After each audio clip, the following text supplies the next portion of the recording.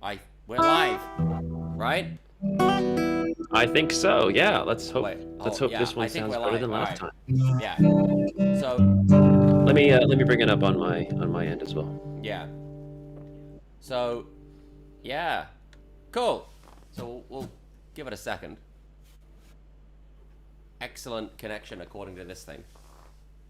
Nice. Yeah. We'll just wait a couple minutes. See who joins up first. Yeah. Okay. Yeah. Great. So we got the chat. Actually, I think I can do it on OBS. There we go. Eh. Oh wait, hold on. Dean's here. Hi, Dean. Sweet. Hello. Welcome as our first visitor. Yeah, you're the first one here. Let's see if we can share the. If you can get the link and maybe like share it. You can copy the video URL. Like if you right click into the thing. Hi guys, we're here. So let us know how Simon sounds. If he sounds good. Yeah. Hopefully this week I don't. Hey guys, a few more people. Oh yeah. So hopefully this week I don't sound like a robot that's on crack at times 2 speed. Crack. Okay. Crack smoke. Hi there. Hey Jordan. Hey man, you got Jordan, do me a favor. Do I sound better this week? So Sounds okay? Yeah. So last week. Okay. Well. Yeah. Great. Okay. Oh, thanks. Thanks, Fox. Okay.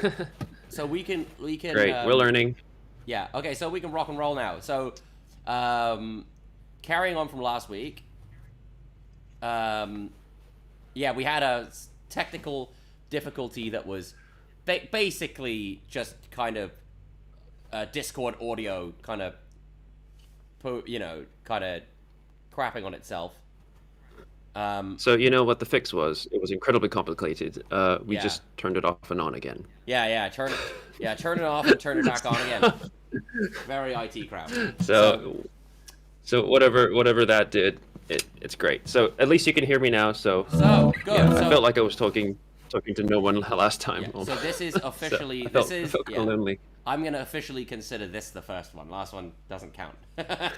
So Okay. All right. So let's get into it then. So last week we'd written a couple of sections. So let's just get straight into it. And guys, feel free to join in. And say hi and all of that stuff. So let's get into it. So let's listen to the song, guys. So I'm gonna play it from the beginning, and then you guys can all listen in and get refreshed. So through and go. Oh, it's not playing. Oh yeah, it's not Logic. Spacebar doesn't work. Okay, now it's playing.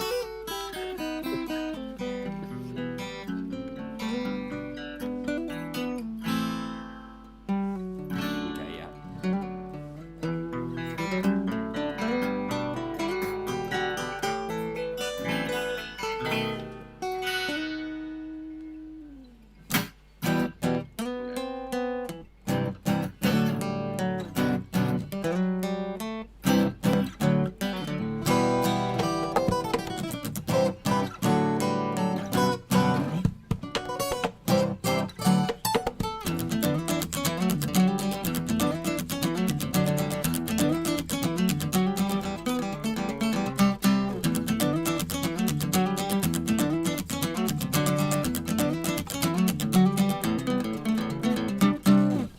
Okay, so that was it. We ended with the. So Simon, Yeah. firing it all. Simon, you're firing on all cylinders. Already is come prepared with something. I didn't really. I sat down and heard it, and I was like, I hear this sort of. I hear a riff in the back of my mind that comes after this. So the last thing that happens in the song is this sort of hammer-on motif. Yeah. So clearly it's really wanting to go down to an E again. But I'm thinking it's sort of a kind of a foreboding, sort of stoic, epic kind of rhythm, maybe with some percussion thrown in. But I kind of want it to go up chromatically a little bit, kind of like, I don't know if you guys know the Shadow of Colossus soundtrack, or you know, like the Avengers theme song, where it kind of does this kind of thing.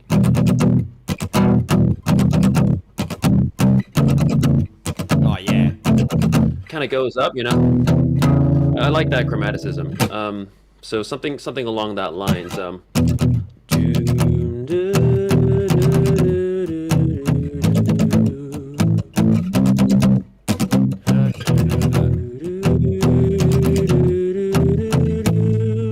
Something kind of like that. So a little bit sort of held back on purpose, so it has some room to grow. So there's kind of space to. Yeah. Okay. So you have a pretty solid idea what you want to do for a rhythm part then. I suppose so. In terms of the melody, it can be something along that lines, but you know the kind of vibe that I'm thinking of. Yeah. Maybe you can come up with something that goes with that.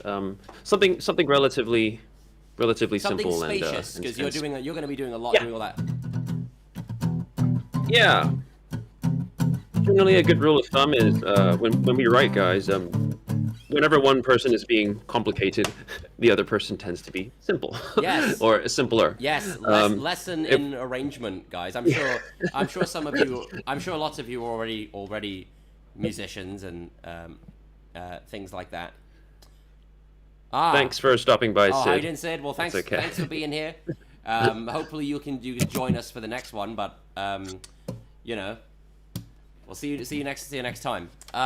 Anyway, yeah, lesson in arrangement, guys. Especially for what there's only two instruments. You know, sometimes you feel like you have to everybody doing everything at once, but really, if one person's doing something complicated, you know, someone has to do something simple. It's kind of like the basic rule of thumb. You know, or what we sometimes do what we sometimes do in our arrangements is if there's a complicated part that we know needs to be portrayed in an interesting standout way, instead of one of us playing that complicated part and then having another rhythm guitar just back it up, we will split that complicated part between us, like, so that we're both playing it, but we're swapping parts. So we do that quite a few times in some of our medleys, where some of us might start like, and then the other person goes. So it'd be like, you'll hear it like left, right, you know, or whatever. But yeah, it's kind of a creative way. It's kind of a creative way to I mean, like the magic of guitar duos and fingerstyle arrangements is sort of the limit. Is the limiting factor. You know, you only have so many fingers and so many options. Yeah. But that's where you get creative with it. Yeah, because it does take a lot to maximize the sort of potential of whatever 21 frets or however, you know, 6 strings of 21 frets, and to see what you can do with it. Okay, so what was the rhythm part that you had in mind? Oh, pretty simple. It was just like,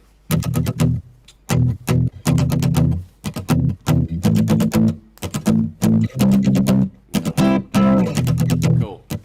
Just kind of a chuggy rhythmic thing. Da da da da dum. Cool. Before you dum, record. dum, da da da da dum. Yeah. I never wear. It's starting to get really cold here in England. It's like, I never wear this coat until it's winter. So I always find random things in here that I forget that I put there. Look what I found. Oh my god. Guys,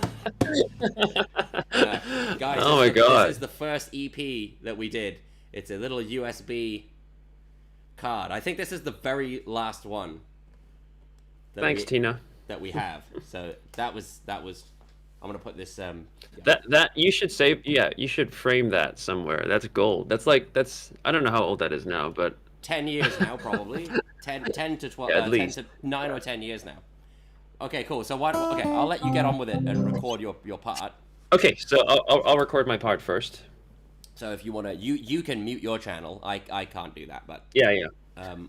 So while I'm recording, Al can take over the conversation. But when he's recording, he's just gonna be there the whole time annoying you. So I'll bear with it. Okay, let's do it. I'll record my rhythm over you. Cool. And by the way, you can probably start coming up with a little lead line over this. Yeah. Yeah. It's gonna be All right. C, A, or C over E, and then A major. you have like A major, then C major, D major, right? Yeah, you could do A major, or you can do this D, C over E. You can do the C sharp on the bottom.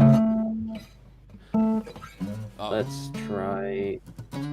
Yeah, you can do it like that, or you can do it as an A major, like bar chord shape, whatever you want. Depends what you play. Yeah, it's fine. Or even like with the lower fifth down here in this shape, playing the open E string. Yeah. Yeah. Okay. Okay. So. Oh, that's another cool technique we like to do, by the way. If you guys were interested, like if you want to make your guitar sound really fat and big, and you only have and you don't want to drop tune too much, you know. For example, if you want to play a C, you could play C like this, right? But simply by adding the G on the bottom, you get a much richer sound. Yeah, so fifth inversions, will be a second. So doing inversions, inverted power chord, just adds a bit of extra weight to it. Instead of you just get a bit more texture out of it. Exactly. It's taking that fifth you normally do on top and shoving it on the bottom. Yeah. But like you don't even though it's not technically the root note, it still adds a certain oomph to it. Yes. Your classical music teacher will call this the second inversion. Yeah. By taking the fifth and putting it on the bottom, inverted chords. So you put the third and take the third and put it on the bottom. That's your first inversion. Anyway, so I'll let you do your recording, and I'll read through some of these chats. Cool. I'll mute myself for just a couple minutes. Cool. Yes, Jordan, we are doing in standard tuning. We don't really do we used to do alternate tunings a lot in the beginning, but now we tend not to as much.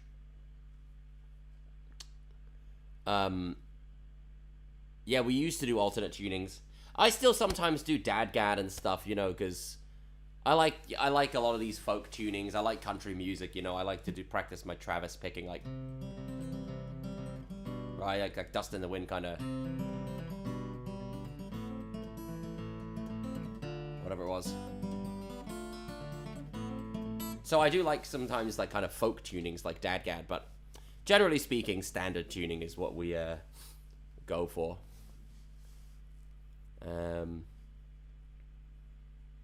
Just because like we don't want to, obviously we're not really gigging together, but you don't want to be in a position where you're like doing a show and you've only got one guitar each and you have to keep doing all these different tunings, because then you run the risk of like breaking strings and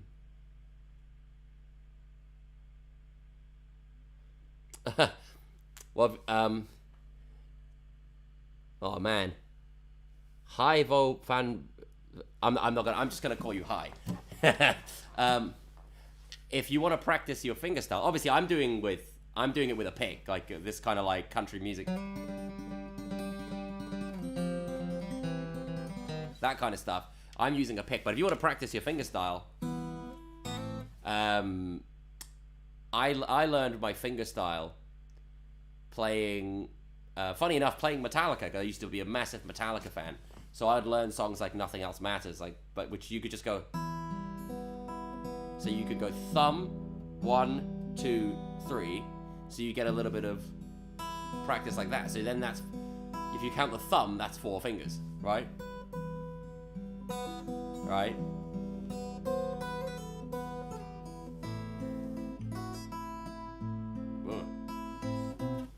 Right?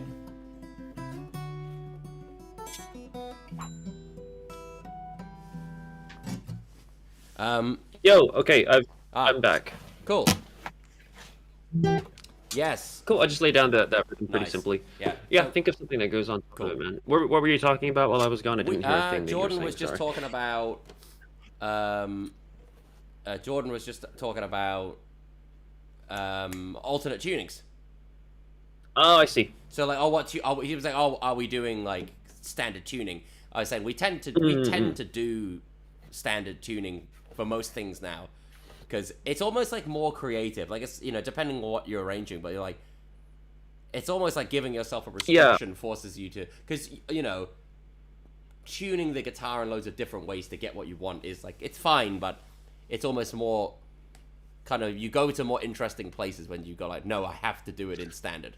I suppose that's one way of looking at it. But if you need inspiration, sometimes, yeah, just retuning your guitar to whatever tuning, even a weird messed up one, and just seeing what happens when you hold standard chord shapes can be pretty inspiring and surprising. Yeah. So yeah, obviously, you'll have to sort of relearn, some shapes if you're dropping a few things. But yeah, one of my favorite standard alternate tunings is a really weird one that I haven't really seen anybody else use before. Sigadagad, which is what I Sigadagad, which is what CGDGAD, which is a lovely sounding tuning. It's like got this sort of like add 11 suspended sound on like if you just play open strings. I'll quickly show you guys really. So it's like C. Did you say C G D? It's like it's C G D A. There's no room for an A here.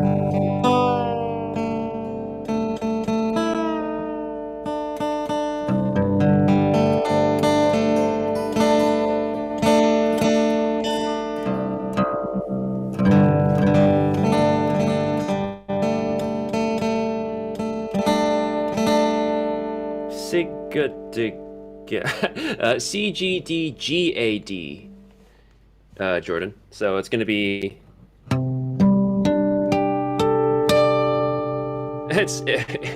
It might be a new standard, but I haven't heard of anybody else using it before. I can't. Yeah. You'd have to fight Robert Fripp I don't know. One. New standard. You'd have to fight Robert Fripp for that one. Yeah, I don't know.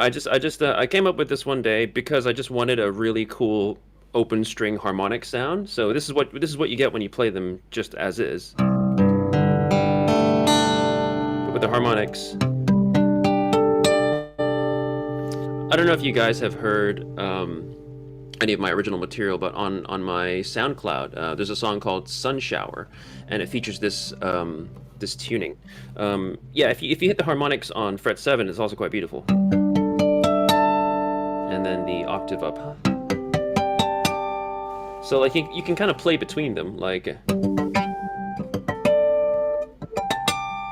So the really cool thing about this tuning is it's got this really low sort of.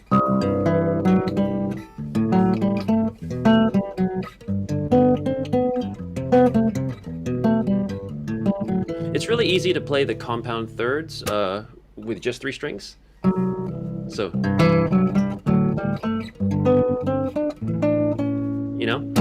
and you can sort of bar the last 2 strings really easily. It gets a really nice, warm, deep sound. But you can also play these suspended open strings. So, like.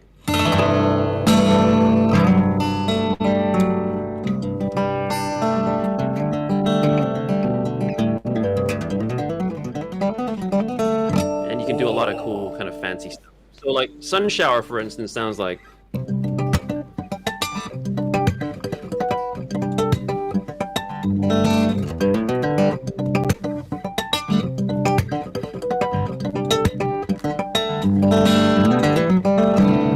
So a lot of harmonic play.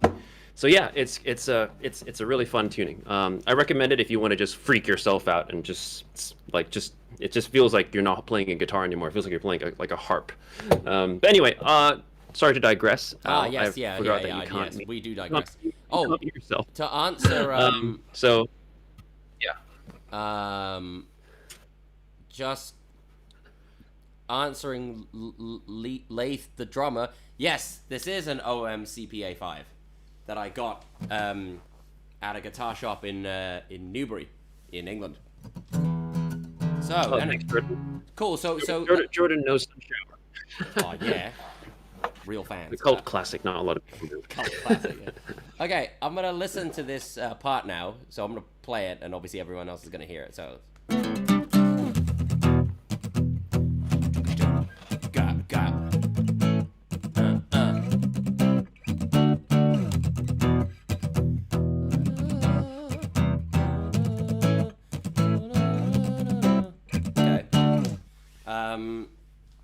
So I don't know why it is, but with these kind of things, it's always like start on the 5. It's always like, or so you start on the 5 or the 1. So digga digga dat dat dat. Let me listen to it again. I'll just listen to it.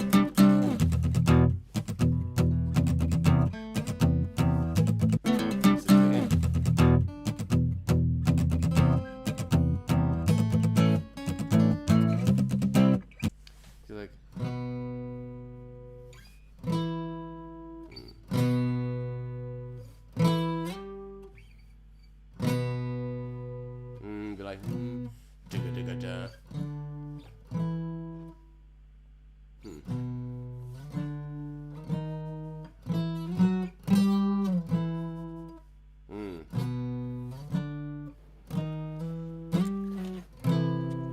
That could work. Oh, you're just strumming sort of lower octaves? Something. Yeah, I was thinking like octave melody, make room. Yeah. And just to make room, I would take this jacket off because it's cold outside. But once you get inside, it's nice hoodie, by the way. My favorite. I don't know if you guys see the name, but yeah, it's great. I love it. It's one of these like, it's one of these kind of companies that just print anything, like just like your name on it. I just happen to have a goofy name. So let me see here. So we got. Good.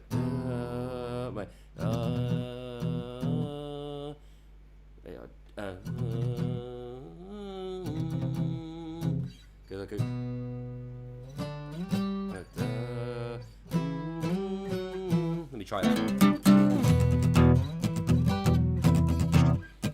Yeah.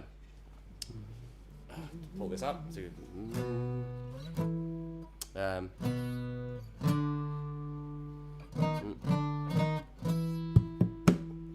Something to have a long held note just to make room for some of this stuff. Oh, okay. So you want the lead part to incorporate the percussion? I think that would probably, because there's more room to put it in. Right. Like maybe.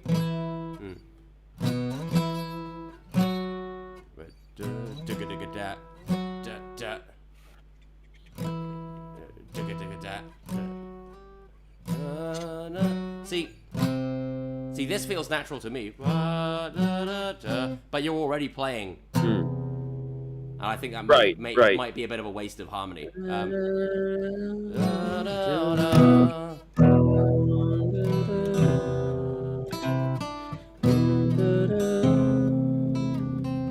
you could go up. A bit of a clash. Yeah, but it's a nice distance. Well, if you're playing a C, well, then we're playing a sort of A minor over E rather than C over E, which is just as well. I'm happy with that as well. And then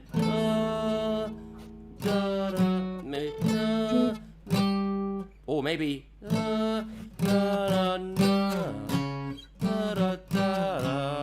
kind of like, I don't know how that tritone thing would work though. Let me try it. Give it a go. Because it works in this context. Yeah, I think it would work. It would work in a, cause yeah, like it'll work with the A. So we'd get a nice A7. So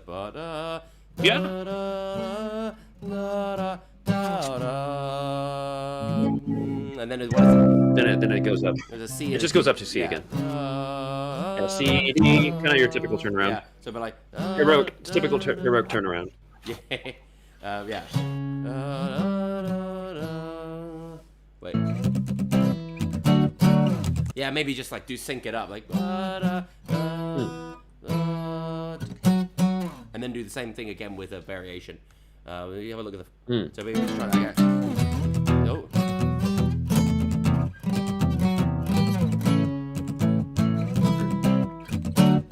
Kind of like that, yeah. Wait, it'll be like da da da da da da da da da da. Yeah. Da, da, da, da, da. Cool. I will try to do just the first half. We can work on a variation after that. So copy of mic 4. Oh yeah, a lot of people like the Castlevania theme. Thank you, Gaming With. Oh, how did that go? I don't remember how that goes. It was a long time ago.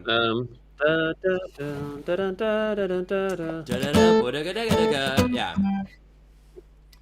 Okay, cool. You guys chat. Yeah, it's been a while. You guys chat, and I'm gonna do a recording. I can't really chat. Well, you'll be able to hear me, but. No, I don't mind. I don't mind. Just don't play guitar like super loudly, Okay. and we'll be all right. Yeah, talking's fine. Cool. I'll just play the same thing you're doing, just 2 beats later. Yeah. Yeah. Okay.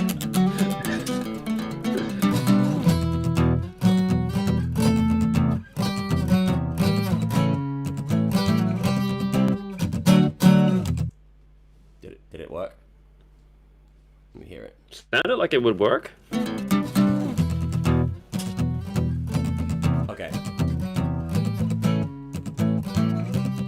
Yeah, it sounds better now, eh? TA Okay, animation. it does sound... Okay, so that sounds better, but I'm going to delete that take because it was very, very quiet. Let me see. If I do instrument, does that make it louder? Or not? I can't really tell. Get this out of the way. What I'm going to do is I'm just going to come closer to the mic. Here we go. So my Zoom... What mic are you using today? I'm using the AKG 4-on-4. It's more reliable okay. Because I can put it through my interface. It's more reliable than the H4 mic. Still works fine. It's just the USB part of it isn't very reliable because it's quite old. Well, it's USB B, right? Yeah, no, yeah, it's USB B. It's super. I swear to God, like I love using Zoom products. So I don't know if you noticed, but like this is what I've been using lately. But what I've been using for 90% of, and what we've been using for 90% of our videos is this thing, which is our classic H4n. So even though this is like way old, I just love the sound again. But USB B, that's getting harder to find nowadays. Oh, it's really quiet. Make sure this is working. Okay, there's no reason it shouldn't be. Okay. No, they do make great products, Zoom. So I'm going to do another take because it's still really quiet for some reason.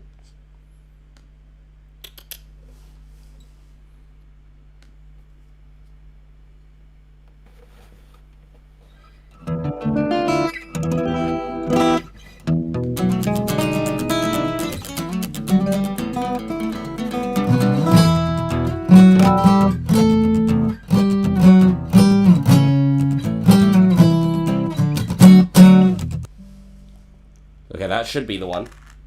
That should be a good take. Hold on.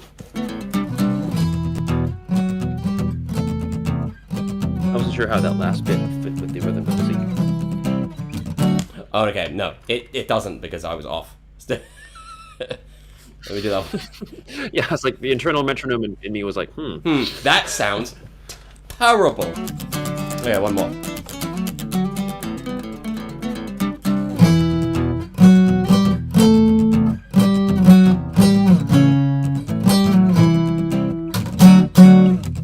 Okay, so I'll sync that up now. That should be good.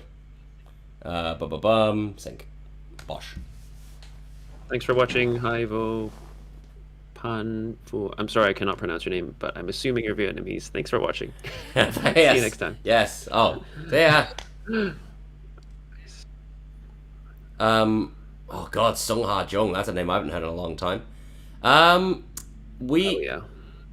Well, Yeah, I can tell you a couple, but yeah. Acoustic guys. You can go first. Here's the thing, though. Until we started doing like guitar duo music, I didn't really listen to that kind of music. Like I listened to it like as a novelty because that was around the time like Andy McKee and Don Ross and stuff were becoming really, really popular because of YouTube, and because what they were doing was like so out of this world.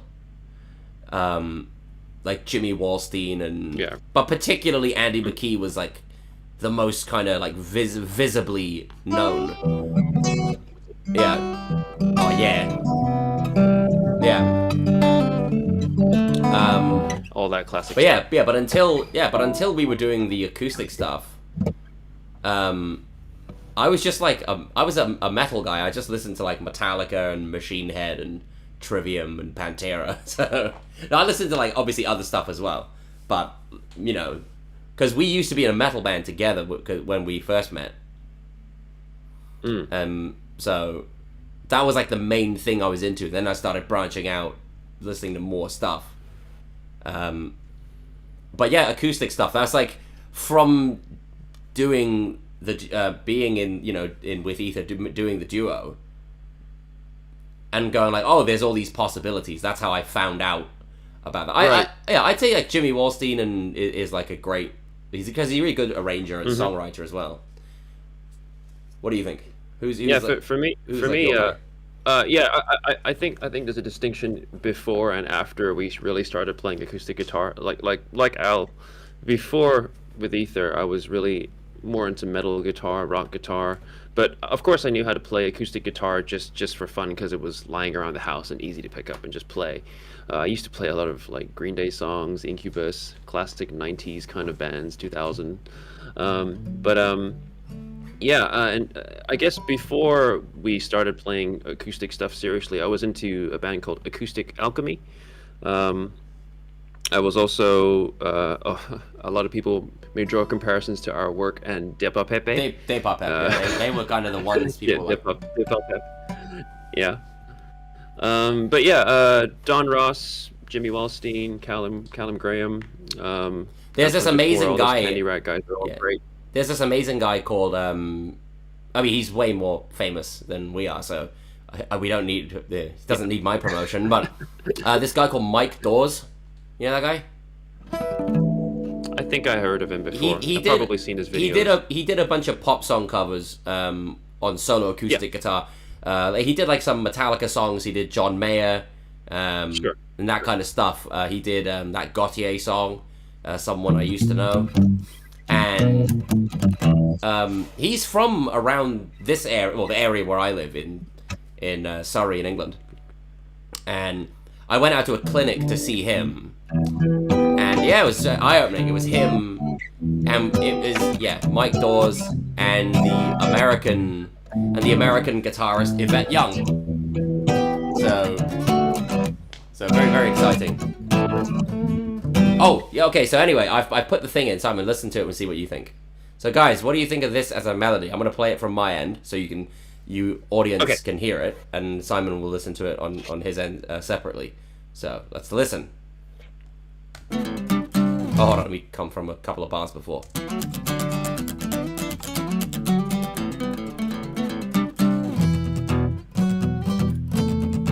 Did you sync it up already? I did, yeah. So that's just 4 bars. So I think I'll come up with another. Just so you know, when you play it, I can't hear it. I have to play it on my end. Yeah, you have to play it from your end. Yeah, I'm just playing it for the. Give me a moment. I'm just playing it for the people to listen to. Okay. Yeah. Give me a moment. Let me hear it. As an acoustic player, Joshua Banks asks, as an acoustic player who feels like I've plateaued skills-wise, any recommendations for improvement? Yes, solid. It's good. Sounds good. Yeah. It's good. I don't know. Sorry. You were saying? Oh, sorry. Yeah, Joshua's asking. He plays acoustic, but he feels like he's plateaued. It depends what. It depends where you are. It depends like what level you're playing at. So, what kind of stuff and what kind of stuff you can play confidently and well versus where you want to be. So it depends in what direction you want to improve, right? So the first thing is to set yourself some reasonable goals. Set yourself a further less reasonable goal, but in between set more reasonable, more attainable goals in between to get to there, so that it's all techniques. Of course, whatever it is, whatever level you are right now, and by the way, nobody's learned everything like there is to learn about guitar. Everybody's always learning. Yeah. you can always improve, even no matter how perfect you may be. Yeah. But yeah, when I teach my students, you always think about +1. Just one level higher than their current skill level is something that's attainable, but in reach. Don't think too far ahead about something that maybe, like if you've never done metal before, you're not going to just attempt sweep picking straight away off the bat. You want to start off with some simple arpeggios with just one or two strings. But yeah, just climb up the ladder +1 at a time. A really good way sometimes, I mean, like if you feel that your playing is getting stale, I kind of mentioned this before, is to change your tuning, or put a capo on and see what you can come up with. Write some original music in a tuning that you're not familiar with, or just a capo. Just playing the same piece, playing a piece that you really enjoy, just literally even just like 2 frets up or 3 frets up, sounds and feels completely different. It might take you to a different direction creatively. Like, I don't know, like... Yes. Etc., right? That has a different feel from...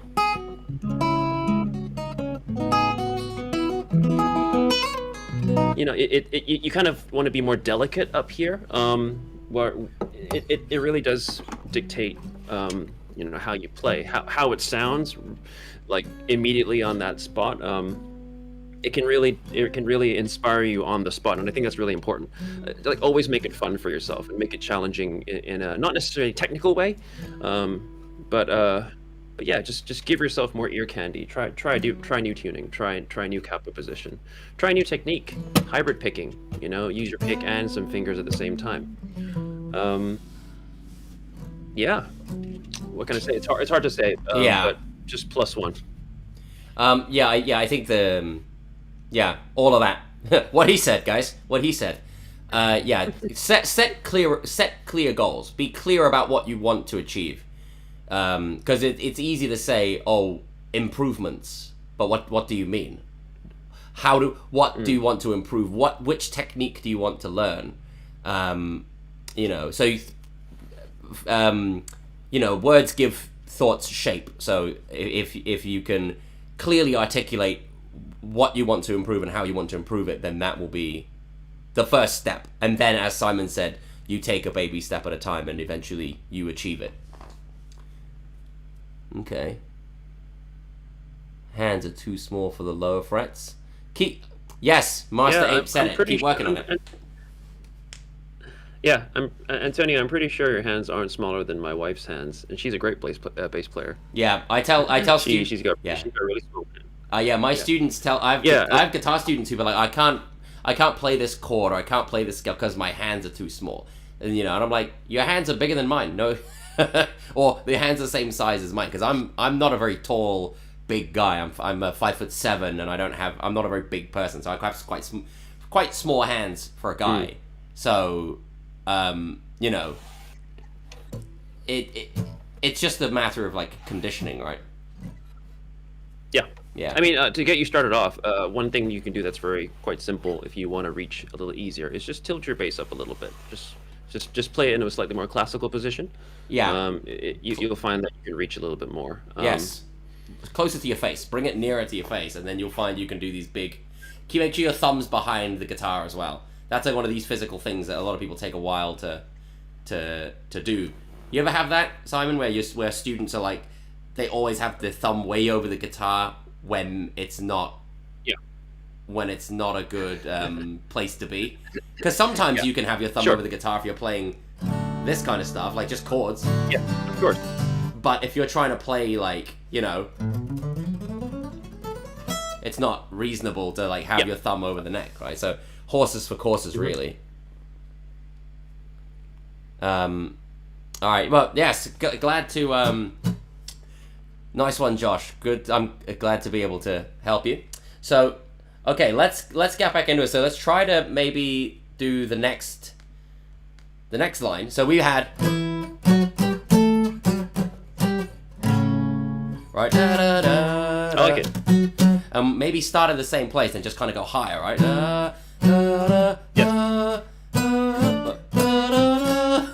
maybe a bit obvious to go to C, or maybe maybe too much. Yeah, maybe so we could go and still have the C sharp, wherever it is. What during the A, right? Yeah. So I don't think I'd be maybe not play the A. Maybe play an A5 instead, and have because the thing about that is there's like this is just maybe a bit of a writing lesson. Sometimes like major minor is implied, so even if I don't play that major third here, because I played it in the last run through, you'll hear it. You'll expect it. But how about after the A we go to a minor? So like we can modulate there. So okay, so do like and then I can lead to another one. Okay, so it'll be like oh, that's not C sharp. Where is it? Oh, nightmare. Well, maybe we can do it. Maybe we can do it on the second round, since I already recorded this one. So maybe the second round could be like.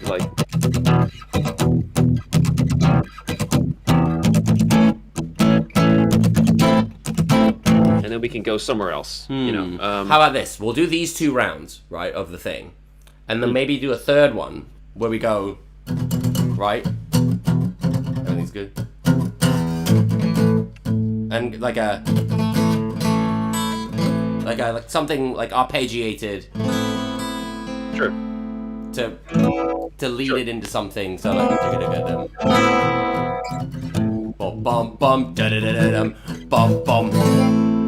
And then play like a big A minor or an A minor 9.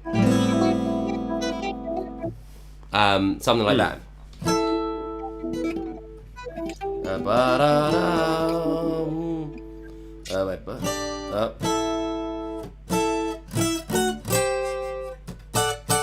Yeah, maybe like that. Maybe I can do my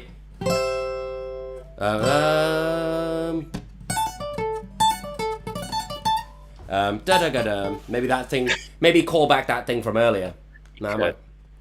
Or maybe I will just do. Or yeah, maybe I'll do harmonics instead. Let's something like that. I'll record a part over it, and then we'll see how that goes.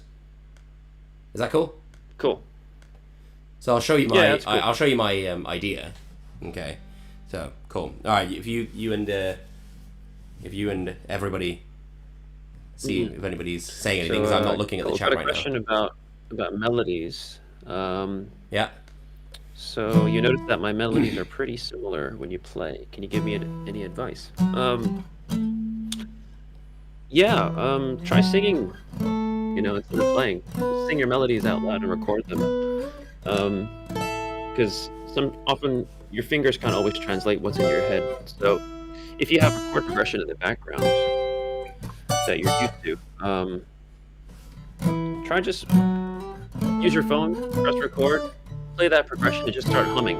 And don't care about how silly you may sound. I don't know how many times that I've just sat down, pressed record, started playing a bunch of random chords, and I started humming, singing, whistling, whatever, and then somewhere amongst that jumble of melodies, I had a really cool hook that I wanted to keep. Then you have that as a recording, then translate that. Often the barrier between getting it from here to here is here. It's your fingers, right? So just hum it. If it's lyrical, it also gives you the other advantage of it being very catchy. If you can hum it, other people can hum it as well. And it's not just like a typical guitar lick that you might hear Ingrid Malmsteen play or something, which just sounds like a guitar exercise sometimes, right? Keep it lyrical is my advice. Cool. Try coming up with a melody on a different instrument, or that you may be comfortable with, maybe a piano or something.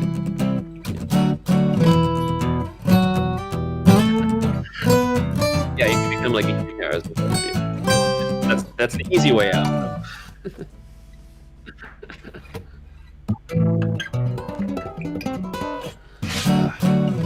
On an acoustic guitar.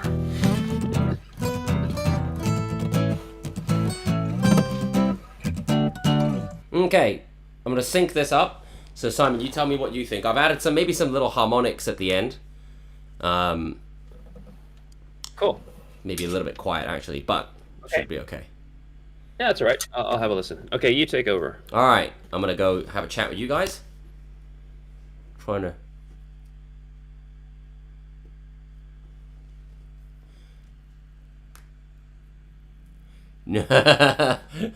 accept their destiny or become a new gen guitarist like Ichika Nito. Ichika Nito is amazing, man. I look at that guy, go fucking hell, like what? Jesus Christ! I don't know what he's doing, but you know, him and Tim Henson are the guys that are kind of some of these guys that are pushing guitar to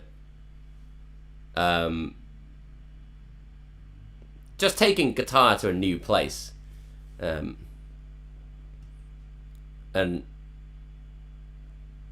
you know, it's good that there are guys out there still doing that, because sometimes you do feel like oh, where are the, you know, guitars like feeling stale, like people are playing the same stuff all the time, and you do feel like that a little bit sometimes, and then every so often you get a guy like Ichika Nito who can just do stuff that's so off the wall. My buddy Tom was showing me his band. I forget what they're called, but like a kind of Japanese soul, kind of like funk kind of band. You know, they're doing that kind of Sly and the Family Stone thing, I think. So yeah, Ichika Nito, I rate him. He's a great guitarist, and apparently a good songwriter as well. I heard one of his originals yesterday. Ah, Jordan, yes, thanks. Yes, I really like guitar harmonics. This great guitarist I know, this guy called James Shannon. He was showing me how to do these really cool pentatonic scales on one fret, doing this kind of stuff, right? Oh, hold on. I don't know if you can hear that, but it's nice to go like, you hold it with the pick, you go pick, finger, pick, finger, pick, finger, pick. And yeah.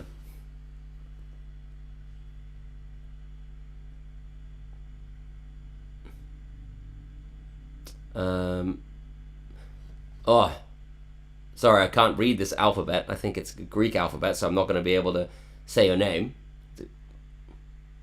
How often will we stream? Every Sunday at around this time. We'll make a little announcement every, you know, a couple of days before the stream what time. But we'll typically do, I think we're going to do 1:30 GMT every Sunday. So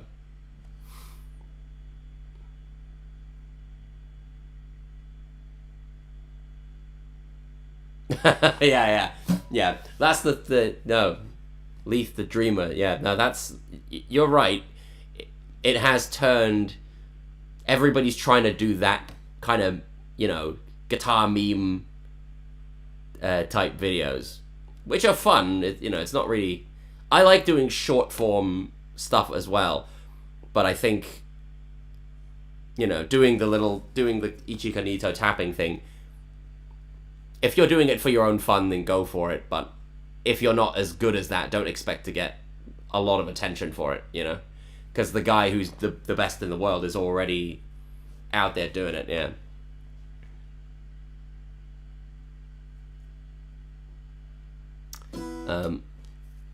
I certainly wouldn't mind doing, between us doing short form content. It's just when you've got two people on either side of the world, it's hard to organize.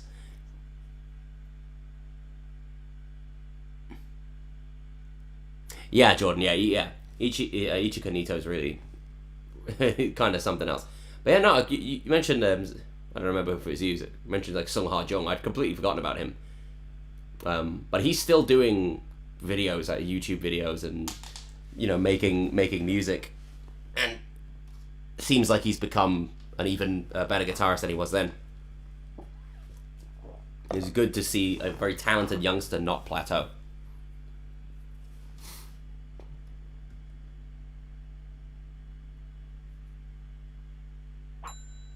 Way. He's back. Hey, I'm back. Sync. Hey, what were you guys talking about? What did I miss? Oh, we've been talking about Ichika Nito, the Japanese guitarist. Do you know that guy? Oh, sure, yeah. Absolutely mental. And Tim Henson from Polyphia. Classic. And sure. Yeah, those guys are really kind of taking guitar and pushing it. Yeah. Really pushing the. Well, a lot of this kind of stuff. Yeah. Yeah. I mean, Tim Henson especially is doing like. You know, I heard some of the more recent Polyphia stuff, and I was listening to one of the most recent records. I was like, what are they even doing? Like, what are they even doing? So you know, it's nice that there are still guitarists who are pushing the boundaries. So I'm gonna listen to your thing. So all I've done, before you do, just so you know, all I've done was I've changed the key. So now we're in D minor. Okay. So I decided that I at this length right now, the riff that we had before, I like how it's going, but I want more of it, but in a slightly different flavor. So I just changed it to D minor. Yeah. To C. To G. Okay. So I think we can do maybe like.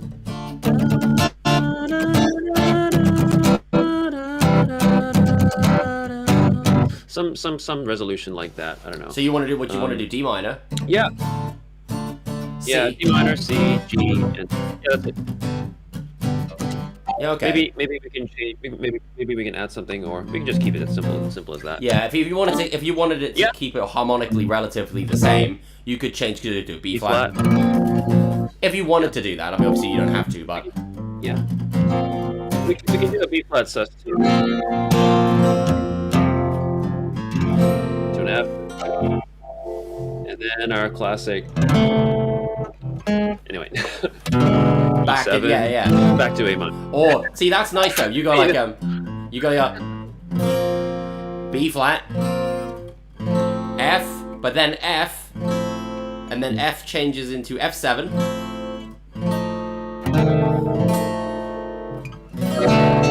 Tritone sub. Yeah. Tritone sub from F7 to B7. That might be a bit too music student. That's what we like. Yeah, yeah, it might be a bit too. But I love it. Might be a bit expensive. A bit too expensive. He's probably not watching, but hi, Preston. So, for those of you who don't know. For those of you who don't know, yeah, we like to use the word expensive when we use fancy chords. Yes. When you can't afford this. It's such a nice chord you couldn't afford it. No, when we were music students, there used to be this one of the bass tutors there, really amazing jazz player called Nick Preston. That was one of his catchphrases. If he saw you playing really well in a class, he would be like, "That's expensive, that. Yeah, people would pay money for it." And ever since then, things that sound good are just expensive. Nice chords, like B flat, major 7, sharp 11, is expensive.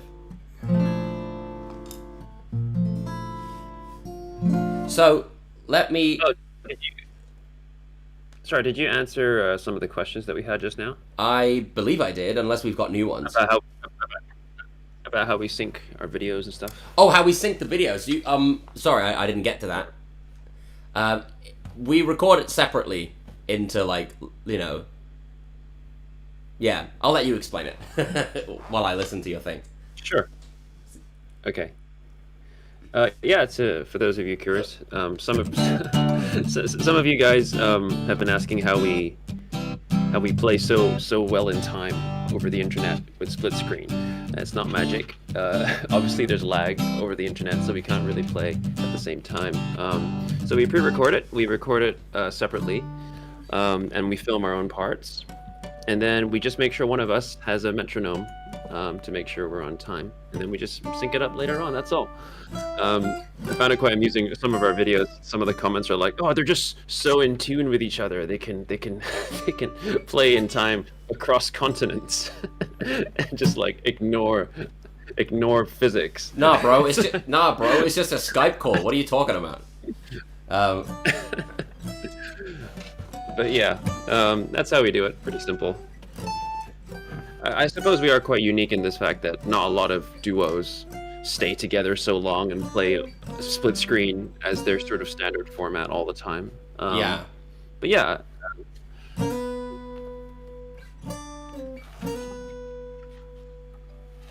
Okay, so if I'm ending here, maybe same melody, but with similar melody, right? D minor. Maybe something slightly different. See that thing here? Maybe instead of a slide,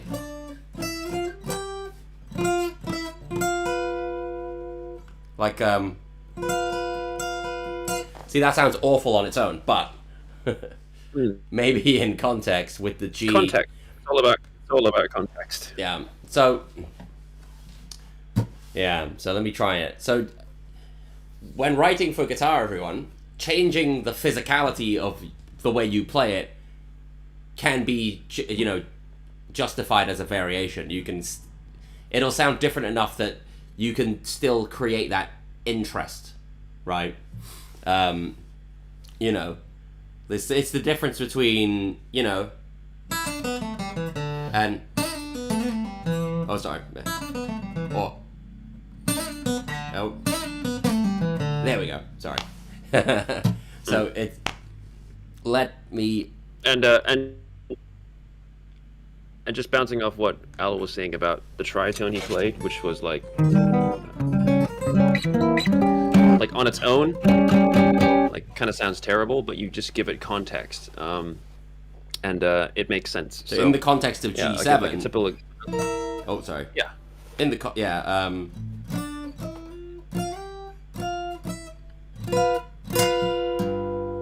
See that in context of G. Yeah.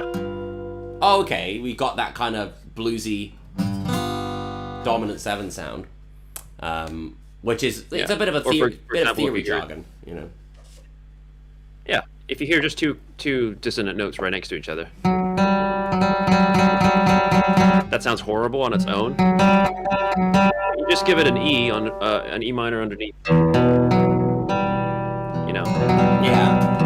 Yeah. It just needs a little bit of context, and okay, it makes sense now. But there's still tension. It's not just tension. Yeah, my old teacher, this guy called Simon. You remember him? Carl Orr, Australian guitarist, very good, great jazz player. Yeah.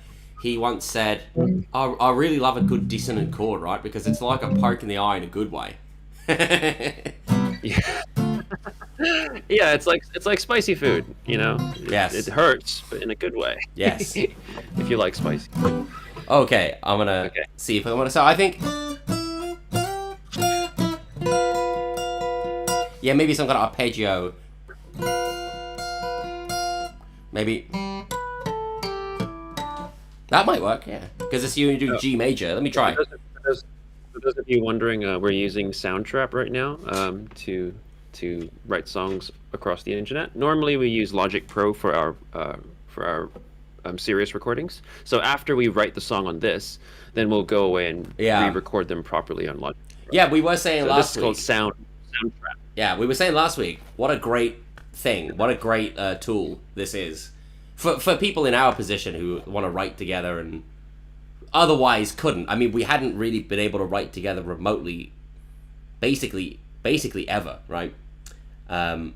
So that's why most of our songs have been like, I'll write the whole thing and you just record your part, and vice versa. Where we were lucky is that we'd had 2 or 3 years to develop our style, so that our style was already well developed enough that we could do that, Because we kind of already. It gets to a certain point where you have to.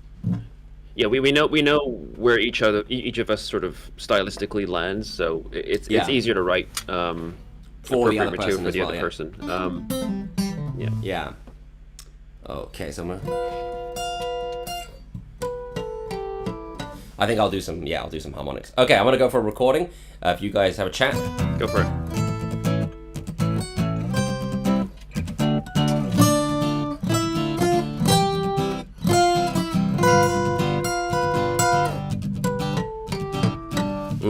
Not the best. So I screwed up right at the end. I was like, ah!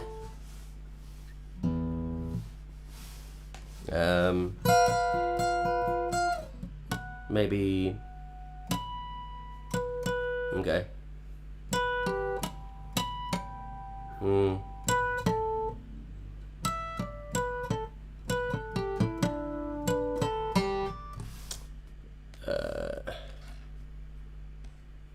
Alright.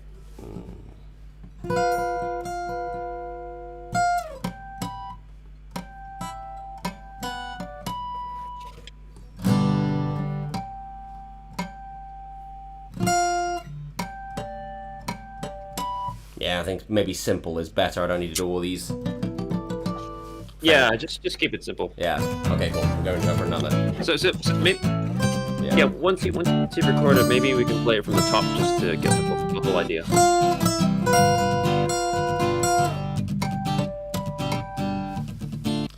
So that's one half of it. I'll sync it now. You can listen. So we have to find a way to lead it back to the previous. This is still kind of all the, I guess you'd call the verse section. So I'm going to listen to just this section, and then I'll play it from the beginning for everybody to listen to. So so we got a couple questions first before we continue. So somebody asked, will the video be posted after I miss the first hour? Yes. We will post it, yeah, we will post it. But Al's going to handle that.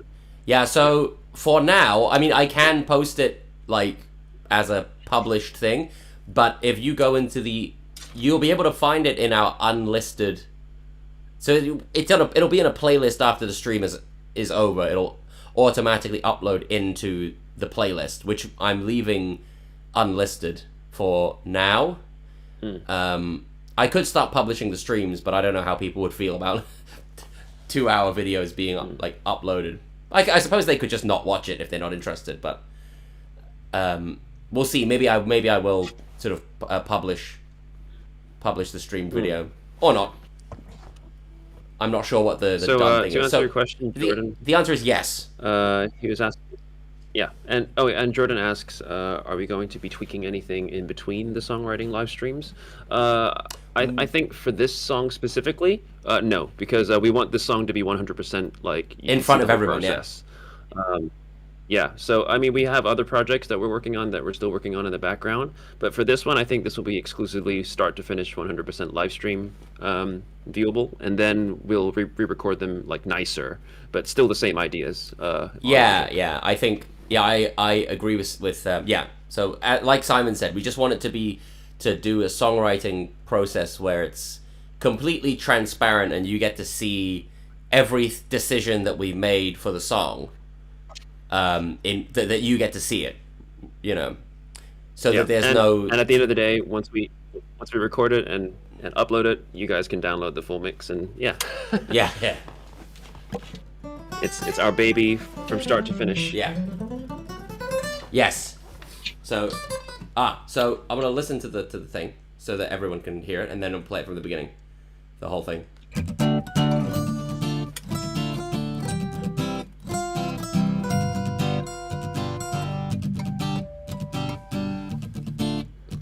So kind of harmonics. I might tweak those later.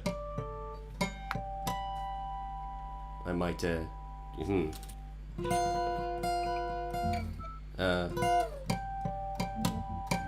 yeah, maybe to save on to fill out the space. Okay. Hold on. Yeah.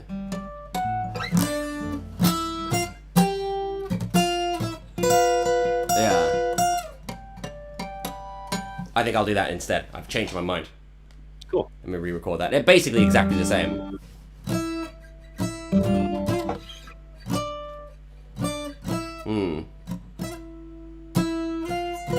Yeah, okay, cool.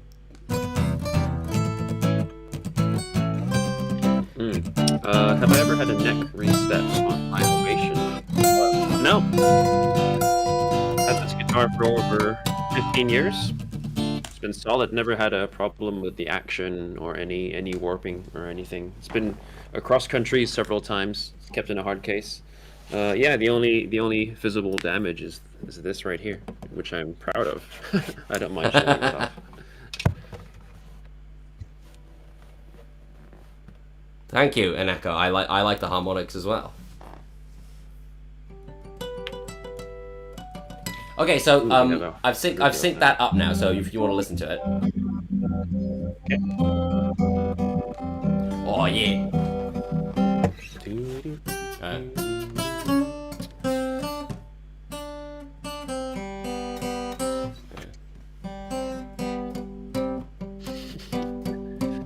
You know, funny thing. I actually came up with that arrangement in a hotel room in Japan. Oh, was that in Japan at the time?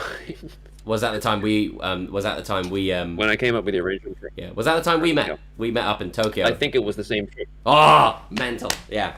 Yeah, completely randomly. Yeah, it was nuts. But anyway,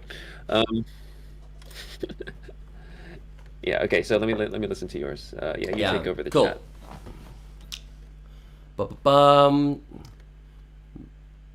Mr. Apex Predator, thanks very much. Thanks for listening. Yeah, Undertale's great. Oh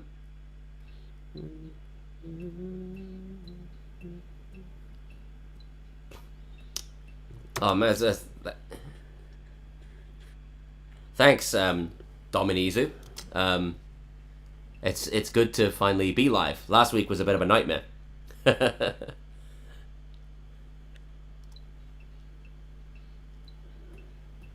Because of the technical difficulties. Yeah,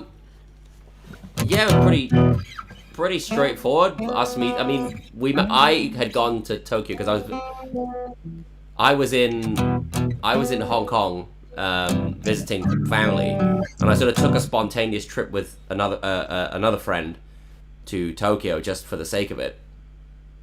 And it just so happened I saw Simon on his social media be like, "Oh, I'm in Japan." So I texted him like, "Hey man, are you in Tokyo? Because I'm in Tokyo. Let's hang out."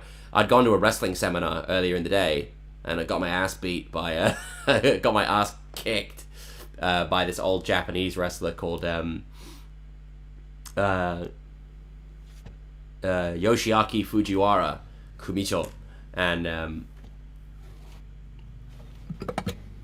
and so with an injured back, with a dodgy back, I went out and we had grilled meat and. Oh man, Jordan says maybe one day there'll be an Ovation Simon series. Can you hear that ovation? I've been promoting this guitar for 15 bloody years. You know how many people I've convinced to buy this? Yeah, mate. I want one too. Endorse me. I want one as well. Yeah, I want one with the signature scratch artificially done in like a fake aged guitar. Oh my god. Oh, can you imagine that? Yeah, it'll just be. Yeah. It'll be like, yeah, it'll be purposely done. Just pre-scratched. Yeah. Just for you. To Leaf the Dreamer. Yes, I do speak Cantonese. Cantonese is my native language that I grew up speaking. So that's that. We're all very lingual people. Simon, you speak Thai. Yes, I speak Thai. I was born and raised in Thailand. Yeah, pretty cool. Oh yeah, some of us are asking to hear the whole thing from the top so far. Okay, let's do that now. Let's listen to everything we have. I'm gonna hit Andy Toth. Hey, thanks for buying the Ovation. Nice to see you again. He's a longtime supporter. If you guys didn't know. Yeah. You should check out his acoustic melodies on YouTube. He's got some pretty cool stuff too.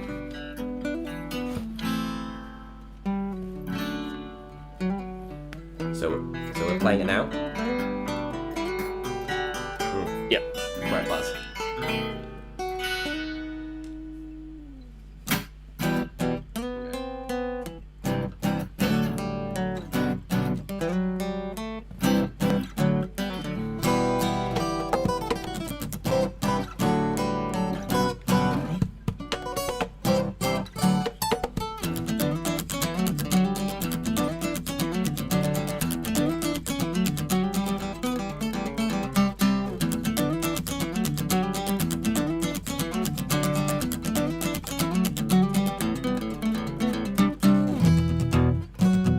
sudden change in audio quality.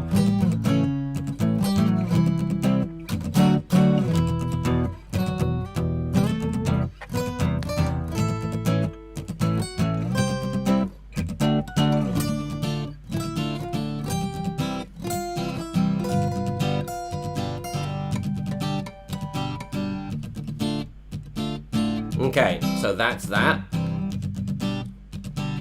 That's the okay. So there's one more bit of melody. We got to find a way. Yeah, and we got to find a way to get back into. Yeah. After whatever we do here, so yeah, we're that's back in E minor. So we're gonna go back to E minor somehow. We could just go straight back into it. Yes, there's nothing stopping us from going like, oh, let's just go straight into, back to E minor. So we're still in. So we're here. Let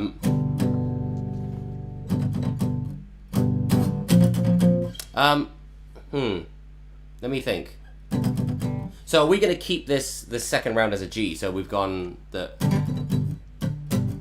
We're not gonna do anything like. We could, if you think that'll be a better turnaround back to E. So we got. And it goes to D minor again. Oh. Now that's a hard harmonic to get, a third fret harmonic to get like a high A. Yeah, you gotta get, it's literally a millimeter difference. Yeah. Failure and success. That's where we need Matthias Eklund to teach us. Although I don't think he doesn't really play acoustic very much. So okay, so Al, we gotta get this turnaround back. Yeah, how are we gonna get back to E? So we're gonna go back to.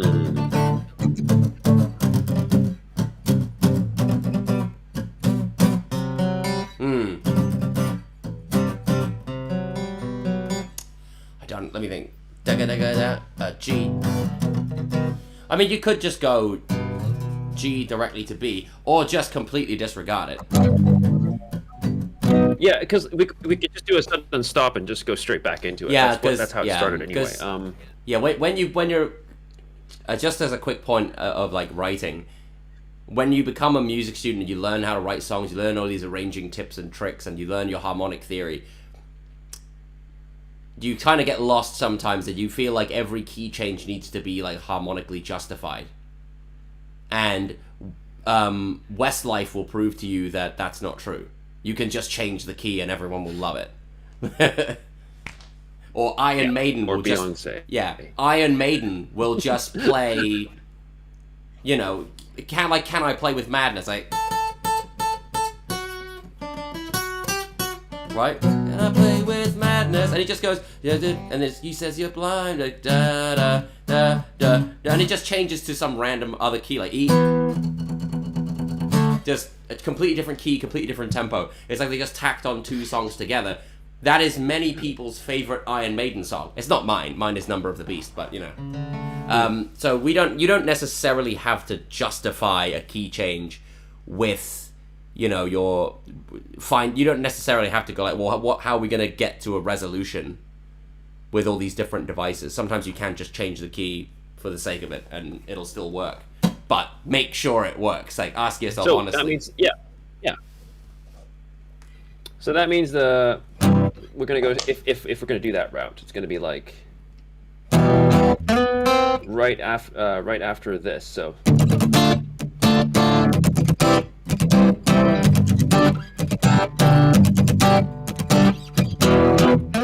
Yeah. And it's gonna go straight into it. Maybe we could do a little transition, which could work. Like some kind of like. Oh. Whatever it was. Duh. You know what? Yeah, let's use that. Let's use this. Or how about something in the same vein, but like. Yes. Yeah. So. a little about bit, a little bit Latin, but yeah. Okay, how about this? How about we go? Okay, we can either do an odd time signature, da da da da da da ba ba ba da da, or we can go like sorry, like some kind of like F major, like da da da da da da da da da da, back to the last bit, and then like a big F chord. Yeah, that could work. Or we could just stay on the F twice. Yeah. Like we can go whatever on top.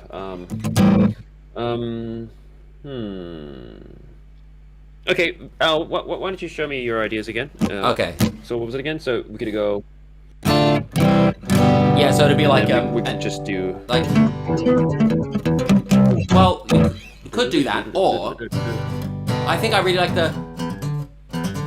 Oh, sorry. And then like that. Yeah. Yeah. Yeah, that'll work. Oh. Someone says it's kind of like Root Buster. Yeah, you're right. A little bit, yeah. Similar mechanic. Yeah. It's got that sort of. Yeah. You know, I mean, it could also be. We could also go. Kind of song go. Speaking of just harmonically justifying everything, you could also go. So, like bop, bop. So you could do that. I'm.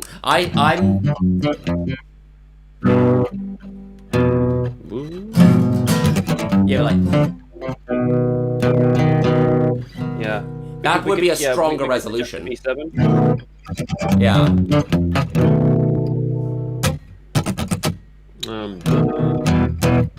Or yeah, odd time. Yeah. Obviously, we don't have to just decide on one. If we do one now, we could do another in the second round. Or we could do something like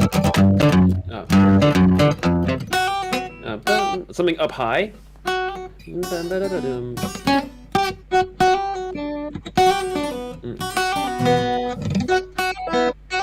don't know. Okay. Okay. I don't know.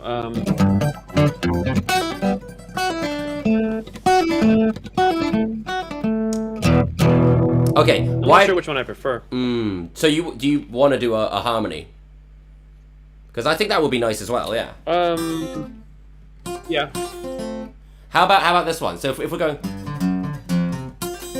do like an F arpeggio, like this chord, right? Yeah.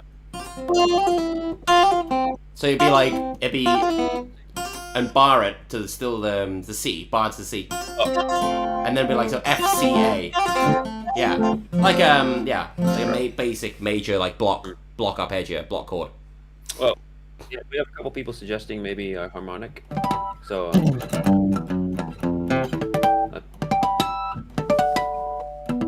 Well, like do something. Okay. Yeah. So like. Okay. Yeah, because that'll resolve back to E. Something like that, you know.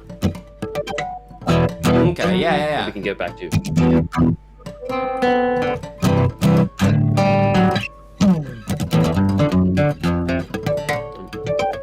Okay.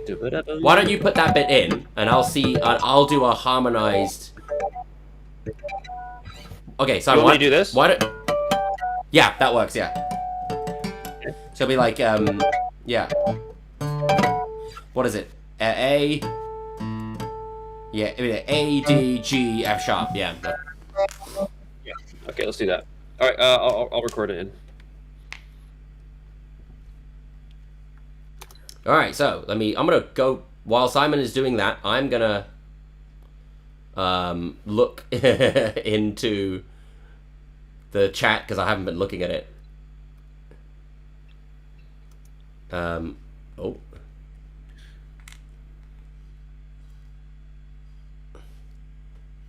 Let me have a look at it. Black acoustic with a black bridge. Yeah, Ovation's kind of a great choice. Casey Guitar asks me if I speak Cantonese. Yes. Yes. But in the stream, 都係講英文好啊。For everyone's benefit. Maybe I'll do a specific Cantonese stream on the solo one for Chinese New Year. And then, yeah.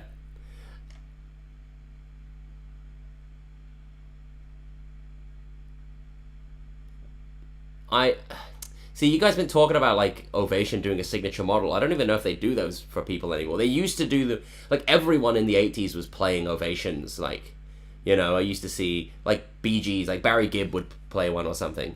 It was great, but so far no plans for any shows. Traveling is difficult, but so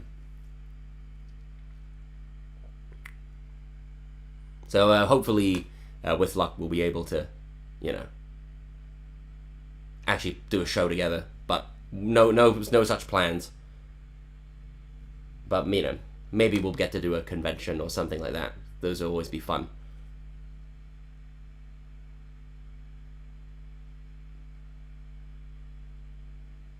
Yeah, so yeah, I think, yes, Jordan, sorry, just saw your final message, yeah. Harmonic's a great idea. We'd like to do that kind of harmonized harmonics, because Simon does, like, right? Like we did in Ace, like, the Ace Combat, we do harmonized, like,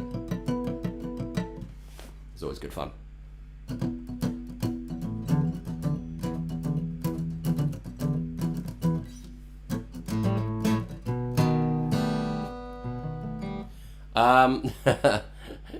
Kayla asked online concert. I think if we got together in the same room, we could do that, but in this setup, it's not really possible. If he comes to England, and I come, and like, you know, we could, if he visited England, or if I went to,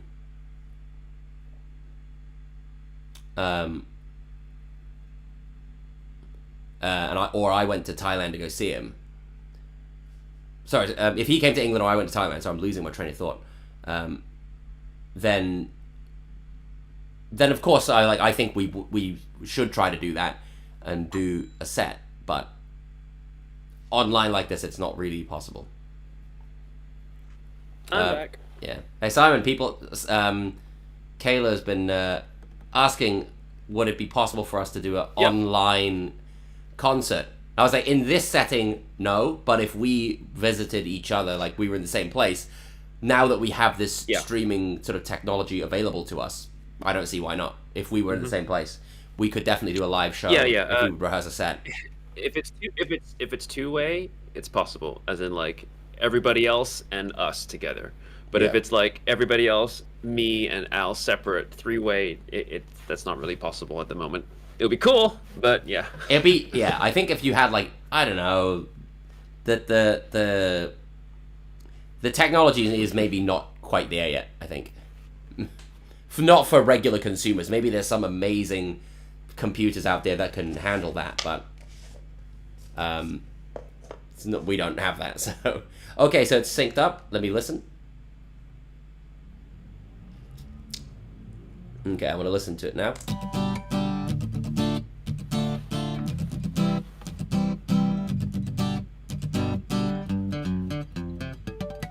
Okay, yeah, so.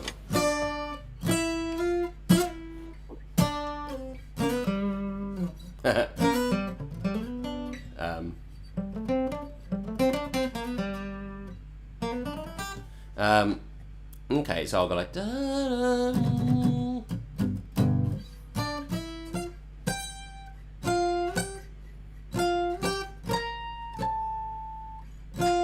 Oh, I wonder if I can mess with that.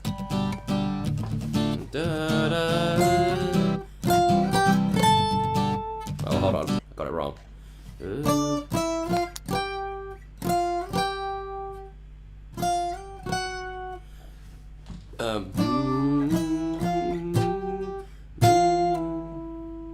And then... Oh.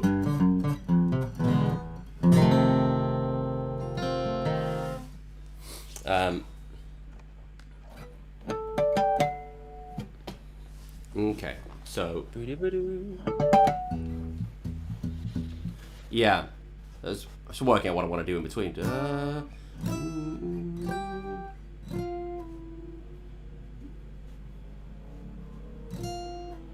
Maybe I'll do that again.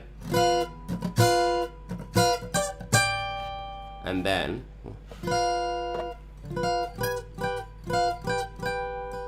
And then do-ga. So maybe...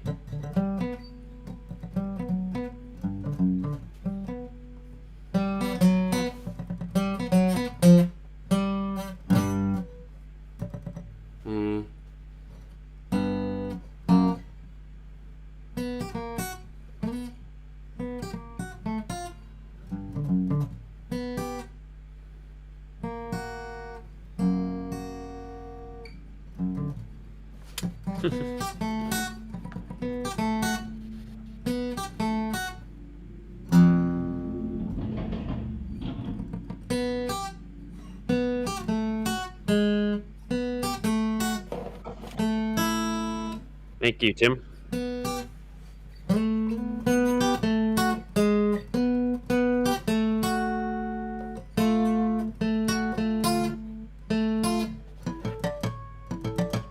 That's the one I want to do. Yeah, that'll be awesome. That's what I want to do at the end. So I want to just figure out... So.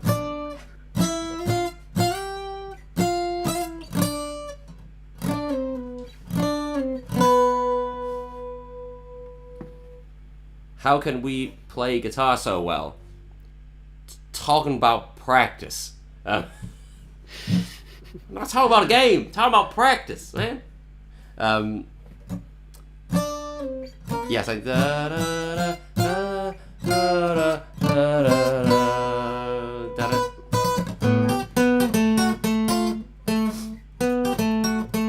And then... Okay, I'm going to do rehearsal. I'll let you guys chat.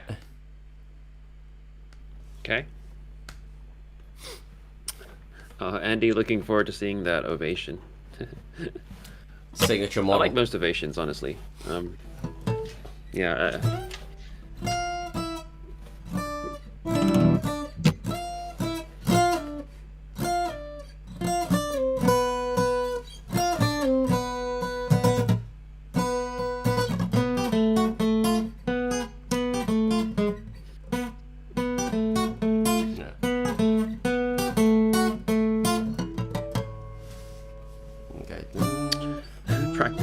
Practice 40 hours a day.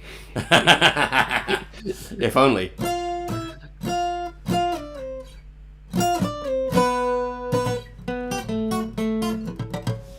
Okay, I'm gonna give that a go. I'd say practice something that makes you want to play more. You know, don't just practice something that's like a boring exercise up and down. Make your practice musical. So, like, instead of just playing scales up and down, just by yourself with a metronome, like in a room, put it in context with a backing track. You know, make it musical practice. Oh, okay. I'm not 100% on this melody. I think maybe I can do something different, but I'm going to bounce it off of you anyway. I think the harmonics are exactly what I want. Okay.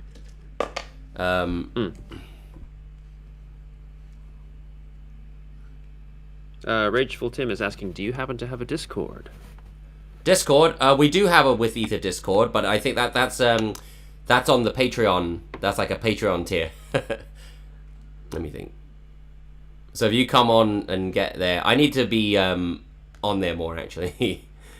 We do have a Discord, but it's part of the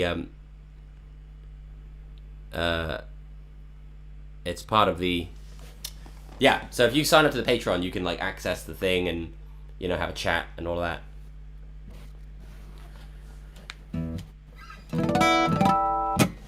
So yeah, I agree with Andy actually. Andy's saying 10 minutes of practice a day is better than one full day a week. You should never practice one full day. Yeah, mate. That'll kill your hands. And also, one full day a week, if you don't practice for the rest of the week, is a waste of time. Because I tell this to students a lot. I'd rather you do 10 minutes a day than like 5 hours, or like 3 hours of practice, on the morning before you come to your lesson. Yeah, because essentially you're just still you're playing one day a week on the same day. You're not really practicing. Yeah, I agree. Andy, you're absolutely correct. Yeah, any musical instrument, it's all muscle memory recap. So the first time you learn something brand new, you won't be good at it, and that's fine. But you're sort of teaching your muscles how to be good at it. You'll find that the next day, it'll be easier to pick up where you left off. But yeah, you should never go to a point where you start getting, pains in your wrist, like hours and hours. That's just asking for like a lifetime of issues, I think just do it all the time. 20 minutes a day is enough. Yeah, just do it all the time. Do it often, but just like in short bites, Yeah, just make sure you do it regularly, and it'll be fine, basically. Oh, hold on. Is there any Ace Combat song for beginners to practice? Well, typically Ace Combat songs, well, they vary so much. I'd say one that you'll probably get a kick out of would be like the one we did for Daredevil. I mean, the chord structures are quite heroic. They're pretty typical, but Kazutoki Kono, who is the composer, really, really great composer. If you just take like a typical sort of heroic motif he uses, you can do a pretty simple chord progression with just E minor, C, G, D, right? But it just depends on the textures you add to it. So, for example, in Daredevil,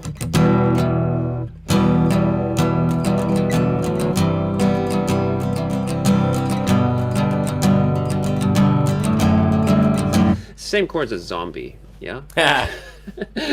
Cranberries.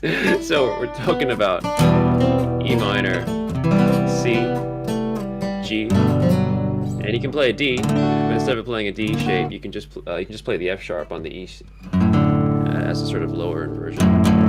But yeah, just 4 chords played in a heroic way.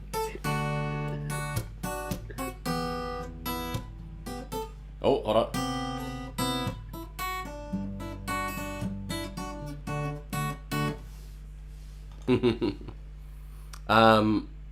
So Simon, here's something interesting. Killix asking his difficulty playing and singing at the same time. Sure. And also, we won't delete the stream. It'll be in the playlist that you can find it there. Yeah. And the thing about singing and playing at the same time, it's all about automating your right hand. So, basically, if you can tap your leg at the same time as singing, you're already on your way to be able to strum and sing at the same time. So as long as you can keep that steady beat, that's essentially the same pattern as if you were just to strum quarter notes. So, if I were just to play a C chord, you can sing whatever you want on top of that pretty easily, because it's the same sort of motion as just tapping your leg on a quarter note. But the next step comes with keeping that there as a structure and then adding the upstroke as well. Then you start getting eighth notes. But the whole time you're still feeling that quarter note pulse, And then it's a matter of just getting really used to that pattern. The thing about complicated strumming patterns, and when you hear Oasis and like,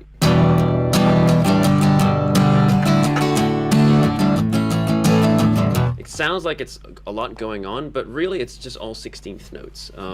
At the core of it, he's just going like this the entire time, but he's just choosing which ones to emphasize. So the idea is you want to keep that sort of engine going.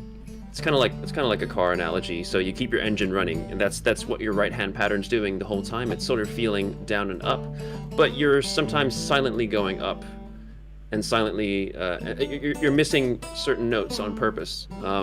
So for example, if I were to just do this, down, up, down, up, down, up, down, up, down, up, down, up, my hand can continue doing the same pattern, but I'm going to do a pretty typical strumming progression you might have heard before. So like,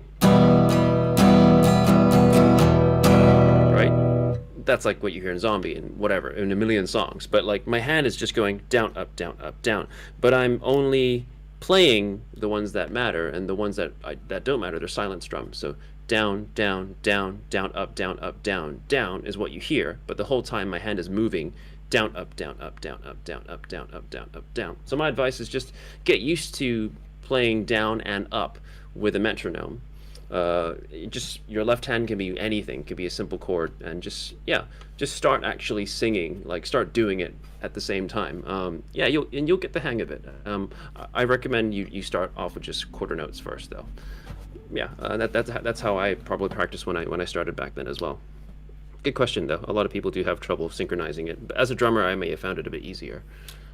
Guitar is not my first instrument. If you want to be more methodical about it, as in like choosing a particular song, just choose a song that maybe a strumming song, maybe not quite Wonderwall. Find something a bit more simple than that. Yeah, and just work out. That's quite advanced. And work out which lyric am I singing during which strum, and then you can kind of work it out that way. And once you've done it a few times, it gradually becomes a bit more natural. I think there's not everybody's, favorite genre, but like, I'd say like heavy metal's a really good one, especially stuff that's kind of slow. Like that really early Metallica stuff that, if you like Seek and Destroy, just like, I mean, the vocals, the riff that goes under the vocals is, right, right, and so on. So find something that's like that you can do that quite easily with. It doesn't have to be a song like that, but something on that level of difficulty, and then you work it up from there and break down word for word what you're playing while you're singing that word, and then you should be able to get there, because that's how I did it in the very, very beginning.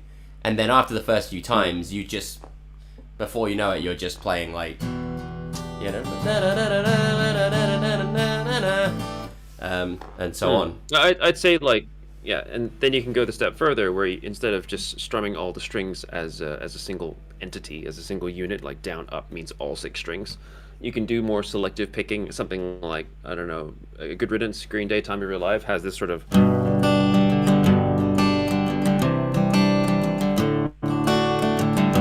Yeah. And that pattern is a bit more specific in the regions in which you should be strumming up and down. Yeah. But that will be the next step, Another turning point, a fork stuck in the road. I love you, Billy Joel Armstrong. And then, sorry. Yeah, I am a Green Day fan, but yeah, that's another good example. Yeah. +1. I will always say +1. Yes. Cool. So, Simon, have you listened to the thing? No, sorry. Oh, yeah. Sorry, we were busy talking. Let's listen to this new part that I put in. Like I said, I like the harmonics. Not 100% on this melody. We can always change it later, but I'm going to press play for the let me have a listen. benefit of everyone. So let's listen to it.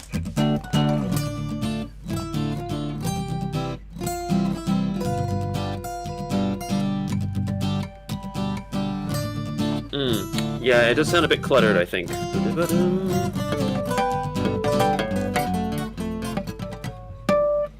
Maybe I didn't play it well. I mean,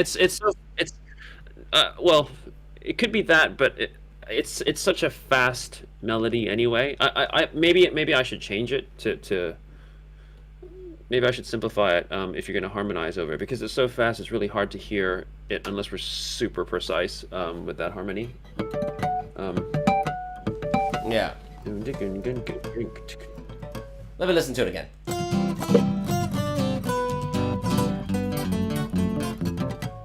Yeah, I didn't play that good. Okay. Try it again. Let me try it again. I'll try and play it better than I did. So.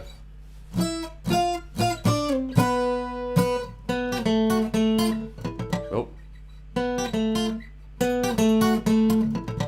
Okay, I want to try and record again. You guys keep talking. Here we are.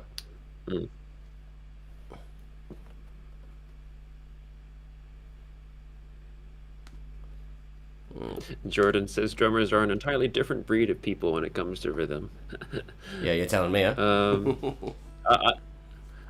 I always say, look, if you can walk down the street and have a conversation at the same time, you can be a drummer.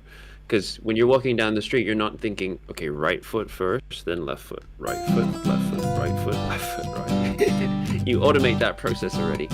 So it's just a matter of doing certain combinations together at the same time, getting used to that pattern. Yeah, because when you're having a conversation with someone while walking, you're not thinking about your feet. You're thinking about the conversation, but your feet are still going. That's essentially, you're multitasking with your limbs already at that point. Well, you're multitasking with what your mind is telling you to do. Your feet are automated at that point. I always teach my beginning drum students two very basic concepts. Can you tap your foot at the same time as your right hand?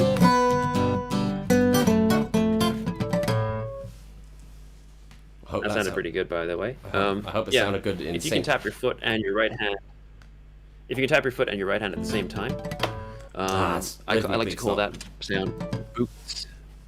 It's called boots. So that's what you play your kick drum and your hi-hat at the same time. Boots. And if you can tap both your hands at the same time, that's like playing the snare drum and the hi-hat. That's called cats. Put them together, you get boots, cats, boots, cats. And you're already sort of multitasking between different patterns.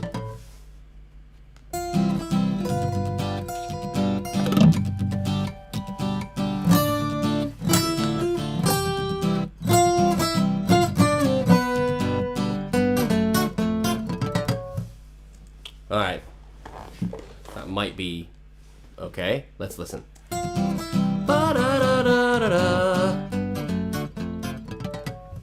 Yeah, that's a little bit more in sync. I think it can work. We just need to be very precise. Yeah. Okay. Cool. That's synced.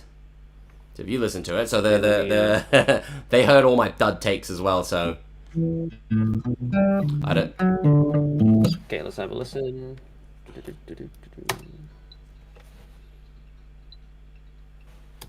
Yeah, okay, that'll work. Great. If at least the timing is tight, then we can jump straight back to. That's right. Yeah.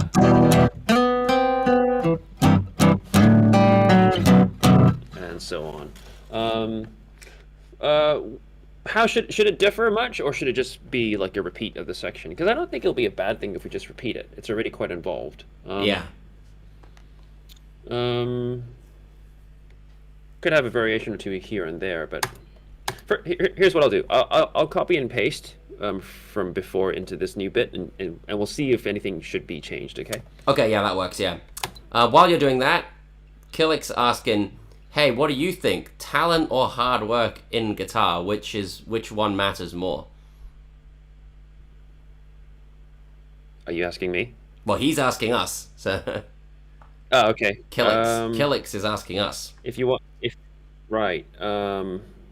want my opinion, I don't really believe in talent. I believe that some people pick things up a little bit faster than others, but unless you're an anomaly, you're like a savant, or something strange has happened in the way you were born, right? Yeah, a lot of people, you misuse the word talent. That's a lot of many years of hard work. equals talent to some people, you know. But I think anybody can agree that hard work trumps talent any day of the week. And talent, I don't know. Talent, I'd say, is more of a sometimes a shortcut to mean like, oh, you didn't even try, you made that effortless. Like the more you try, the less it looks like you made an effort. You know, so like the easier something looks, like the more you worked at it, really. And 99% of the time, that's the case. It's hard work. Yeah, I think it's just a combination of also, if you can play more than one instrument, like if you have different perspectives going in on like focusing in on one composition, for instance, like my drum rhythm part, my rhythmic side of me really helps me sort of it does influence my playing a lot. As you can tell, I play a lot of like slappy bassy thingies, and I hit my guitar like a drum. But you know, playing guitar and drums will also help me learn how to play bass, for instance, because I have the knowledge from both camps to sort of triangulate into. My opinion, I really don't think talent is used correctly in terms of the real meaning of the word. Hard work for sure. Yeah. I mean, you know, they say like hard work wins where talent refuses to work hard. But there's kind of not really a which is more important, because okay, if you really like very, very untalented, and there are people in the world who are innately not musical. There are people like this in the world. That's not most people though. So I mean, I've had, because I'm a teacher, I taught a student who just innately had such little sense of timing that he couldn't clap in time to "We Will Rock You." You know, he couldn't do it. And when I was doing it with him, it was like he was trying to do it on Guitar Hero, like he could see it, trying to see the arrows coming. I'm like, no, that's not how this works. You just have to feel it. And he struggled. We really, really struggled.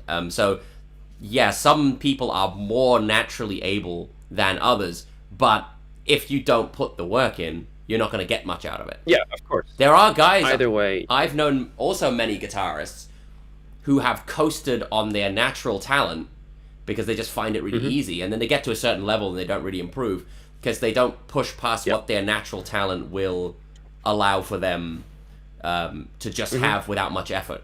So it's both, really. You need both. If you don't, if one is missing, it's not really going to work out well for you. I think it's just often like when people learn music for the first time, they say like, oh, like I have no talent, I can't do this. It's, well, of course you're starting. Yeah. So it's just natural to not be good, and in fact mistakes are great. You know exactly what to work on then. You know, if you just play everything perfectly all the time, well, why are you here? Why are you learning from me? You know. Yeah. You also won't know how to. You know, it's like your first 3 lessons and you're already telling me about the limits of your talent. We haven't even. You can't even do the most basic things yet. Surface, yeah, you can't even do can't even do the most basic motor functions of the guitar yet. Wait until you're really playing, because anyone can really get to an okay level of guitar. Most people are talented enough. It doesn't take extraordinary talent to like reach a certain level. So it's like, let's wait until we get there first. Then we'll see how talented or not you are. At the early stage, it's too soon to say. Yeah, I really feel it depends on you know where you start, where you're getting your education from, who your teacher is. Yes. Because you know sometimes if you're just learning how to play guitar off of YouTube videos, or you aspire to be as you know as good as your heroes, like I just want to play like Steve Vai like right now. If you try to do that stuff, you're gonna be disappointed, right? Of course you're gonna be. If your expectations are so unreasonable, then yeah. Yeah. And I always like to say, you know, there are teachers out there who are amazing players, but horrible at telling you what they're doing. Oh yeah. Like just just take, for example, any of the early, I don't know, Yngwie Malmsteen instructional videos. He's just like, oh yeah, just play this. It's so easy. Yeah. He's just like, and it's like, what? You're just showing me what you can do, not showing me how to do it. And on the flip side, there are great educators that aren't necessarily really great at performing, but they can teach very well. And those are the more valuable ones, in my opinion. You could like, the student can even be more naturally talented than the teacher. Yeah. But just the way that the teacher, can methodically feed you the information in a way that's digestible is still helpful. So yeah, I really feel like, just get a good guitar teacher, like sit down in front of them, really, and just get to know what kind of flavor they are. Are they on this camp, like where they're more of a performer, or they actually care about, the pace that you're learning? Are they differentiating for your skill level, and not just sort of, you're not just paying them as an audience, as a solo audience to show them, to watch them show off, right? Because I've had teachers like that before. Yeah. Right. I think that if you're relatively new to the guitar, the first step, in my opinion, don't get too hung up on being very expressive right away. Learn the motor functions, develop your motor skills on the guitar, because guitar is a physical. You're doing a lot. Like, human hands are not naturally meant to, like, all that stuff. That's, so figure out all those physical things and practice them well, and practice your rhythm and become kind of attuned to that, and then you'll be able to become more musical as you go on. But with guitars, you have to do all this physical conditioning before, like, first, which, if you really work at it, doesn't take all that long. Maybe a couple of months, and you can get pretty good. So work on that stuff first, in my opinion. What do you think? Yeah, I agree. Yeah, I agree. But as you can see, I'm quite like a, alternate picking, like, kind of guy. So maybe I'm coming from more of a like a almost like a Shredder's kind of, like a Michelangelo Bascio kind of approach. Except I don't have a guitar that has 4 necks. Yeah. Yeah, I'm much more of a. I didn't learn guitar with alternate picking and sweeping and all that stuff in mind. I was much more of a. I was into the rhythm, the strumming, the right hand patterns. I was a lot. I was used that's my drumming chops kind of coming through. But I also enjoyed a lot of legato stuff. A big hero of mine is Joe Satriani. So I think maybe that. I think maybe that's something that made you able to learn guitar in a different way, and B, perhaps you managed to kind of skip over some steps because you already had such rhythmic awareness with your whole body that, like I said, the best way to get good at an instrument is sometimes to learn another one. Yeah, I agree. So because we all play more than one instrument. Yeah, you play drums. I play piano. As well. So playing other instruments is always very useful. Yeah, just developing your musicianship globally as a whole is just going to be better for any path you go down. Yeah. Adrian's asking if we ever felt like you were stuck in a rut playing guitar, seeing no progress. The answer is yes, definitely. Mm-hmm. The answer is if you feel like you're just doing the same things over and over again, go look for kind of new things to learn. Like, I started going to a jazz class a couple of years ago because I was like, I don't know, I'm just kind of playing the same stuff all the time, and so I started going to jazz class, like learning about the basics of jazz guitar, which I never really did much of in terms of improvising. I went to a class run by a former university teacher of mine, a guy called Pete Roth, great guy, and we just learned all these vocabulary for soloing, and learned some nice little enclosures and gypsy licks and things like that, all that kind of stuff. And I've been trying to incorporate that into the stuff in the duo. So find new interesting things that you're not used to, and learn those techniques and try to implement them into the stuff that you normally do. Is what I think. What do you think? Yeah, like I mentioned before, when you say stuck in a rut, you mean like creatively or like technically? If you're talking about creatively, as I said before, like just try changing your tuning, perhaps, adding a capo somewhere. Use a technique you're not used to, finger picking instead of strumming, hybrid picking, whatever you like. Try playing the same song but in a different way. Maybe find other musicians to jam along with. That's always a great thing. Agree. Yeah, I understand not everybody has that advantage, but you know, even songwriting can also help you get out of a rut if you're just, you know, if you have a phone, just record yourself playing any chord progression, any riff, and just try to come up with patterns to go on top of it. It's kind of what we're doing right now, and it might inspire you to sort of move in a different direction stylistically if you're stuck like writing a song, for instance. Or just nowadays, I don't really find myself feeling like that because I know when to walk away. You know what I mean? Like if I'm practicing, I'm like, okay, I'm practicing. I've done an hour of me jamming. Like practice sessions don't really feel like okay, I'm going to sit down and I'm going to play this and I'm going to practice it really well. Like unless I'm learning a set list for a gig or something, and there's a set amount of material that I have to get right, then yeah, sure, you do it methodically. But if you're just learning guitar and playing and want to improve in general, just play and have fun. When you stop having fun, walk away and come back later, you know? Yeah. On the subject of practice, if you're practicing something and you know, we all know what this is like as we play guitar and we play instruments. When you're playing the same thing and you keep making the same mistake, you're stuck in this loop and you can't stop making that mistake. And the practice is getting more and more frustrating. If you find yourself getting all wound up, put it down. You know, don't keep going until you rage quit. Just put it down, go have a cup of tea. Or whatever it is you drink in your country. I live in England, so go have a cup of tea, come back, have a cup of Yorkshire, come back, right?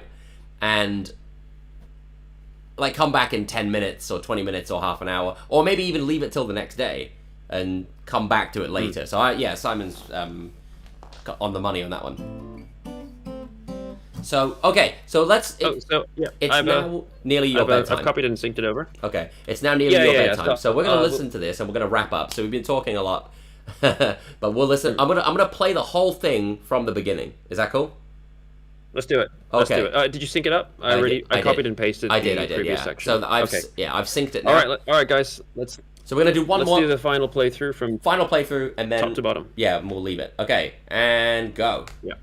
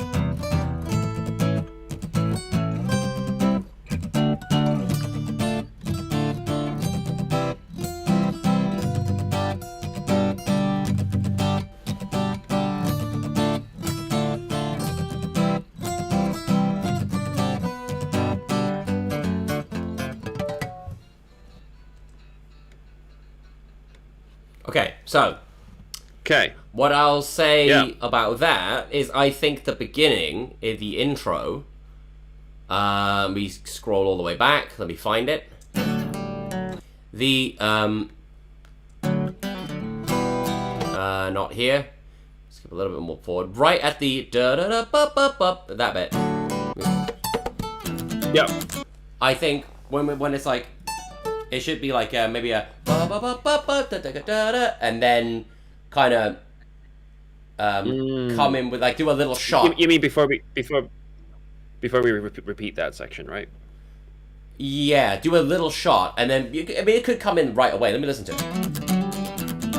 Okay. Yeah, I mean listen to it again. Huh? I think maybe just for the first bar, but like bum ba dum bum bum and then the rest of it comes in. Same structure, same everything. Right. If that makes sense. Okay, great. Yeah. I'm thinking one thing as well. Should we repeat? So, for example, the should we repeat that again the second round, or should we go straight into? You mean the section? The next bit. Yeah. Second. You're right. Maybe that bit doesn't need to be there the second time. Because it sounds more like an introductory. Yeah, thing. yeah. Let me listen to it. Oh no, that's not it. I've skipped forward. I got to fix the panning. I think I copied it over to the wrong one. But whatever. Right. Let me listen to it. No big deal.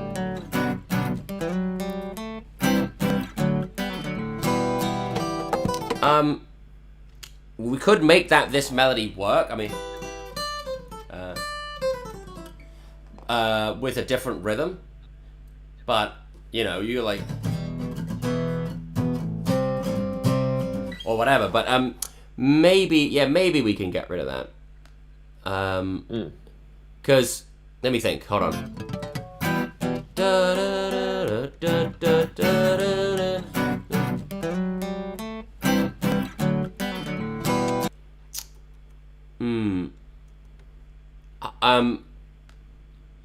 Because it does feel kind of like intro-y and it doesn't need to come back, but then Right. I'm thinking like, how do we lead it back into the Well, could yeah. So how about we just go from yeah. So the last thing we play is like whatever that lick was, right? And then we do your idea. So it's like yeah. So I'm in. Yeah. So okay, let's before we forget that, let's just quickly record that idea. So I'm gonna delete that introductory section on the second round and Okay. shift it over. Hold on.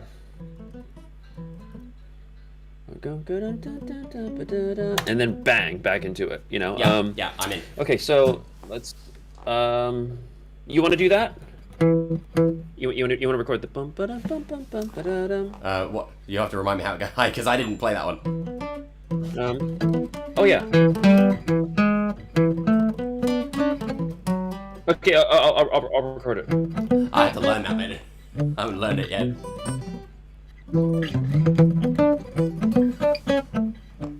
Yeah, okay, I'll record it. Okay, cool. All right. So it's sort of coming to the end. While Simon's doing that, please. Oh, Tim. Okay, peace, man. I'll see. Hopefully he hasn't already been gone, but yes, good stuff.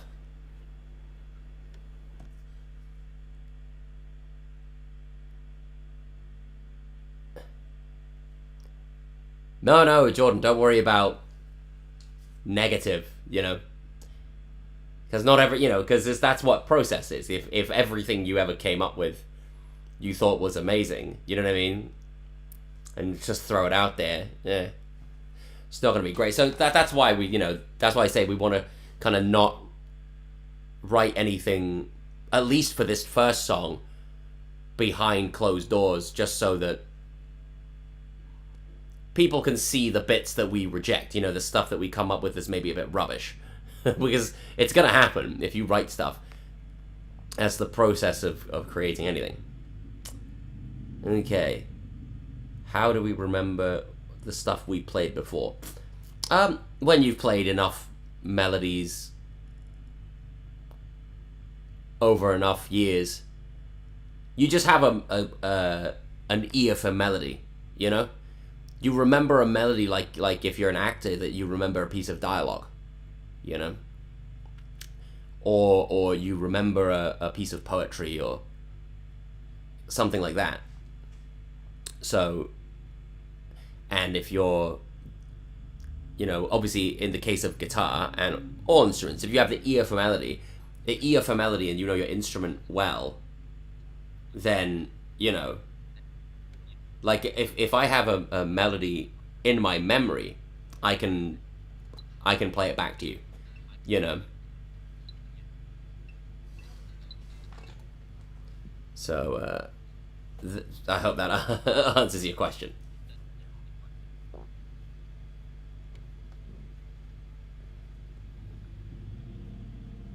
Oh wow, they've been listening to us for 10 years. Well, thank you. You've been here for all of it then. Terrific. You've been with us for a long time. Well, thank you for listening to us for all these years. Fantastic. All right. Cool. We good? Okay. So, yeah, check it out. See how the turnaround sounds.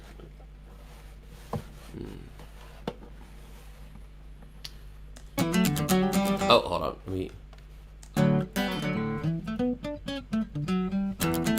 Yeah.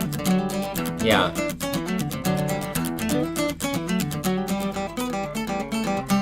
Okay, hold on. Just for everybody else's benefit, I'm going to listen to it from further back. Okay? Okay, here we are.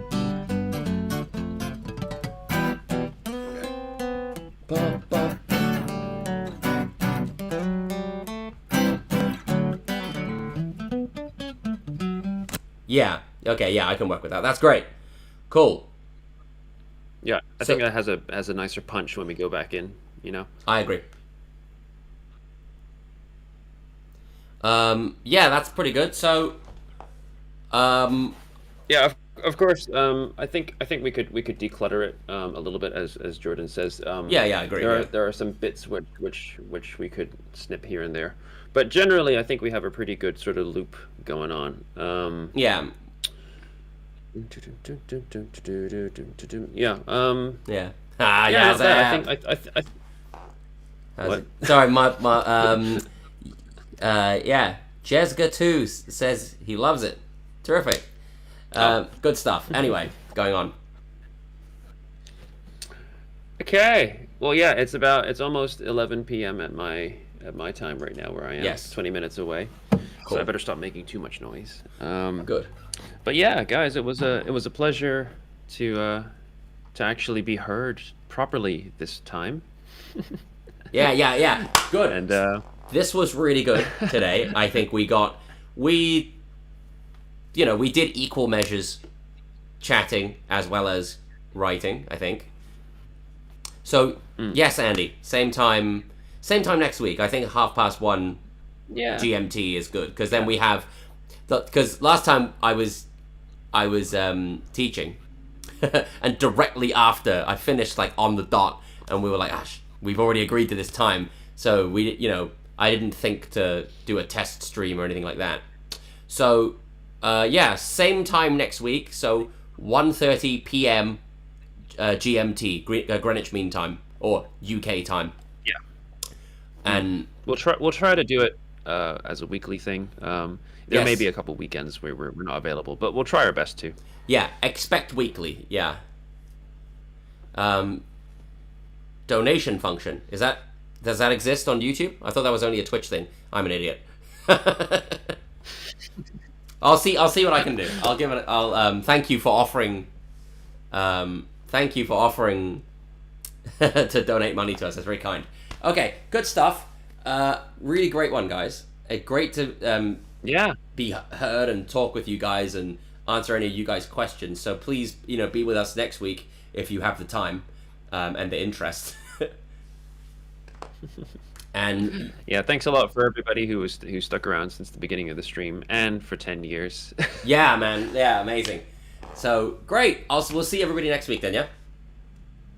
All right, everybody. Have a good one. Good night from me. All right. All right. Have a nice one, guys. Goodbye. Has it ended yet? No, it hasn't. Okay. Goodbye.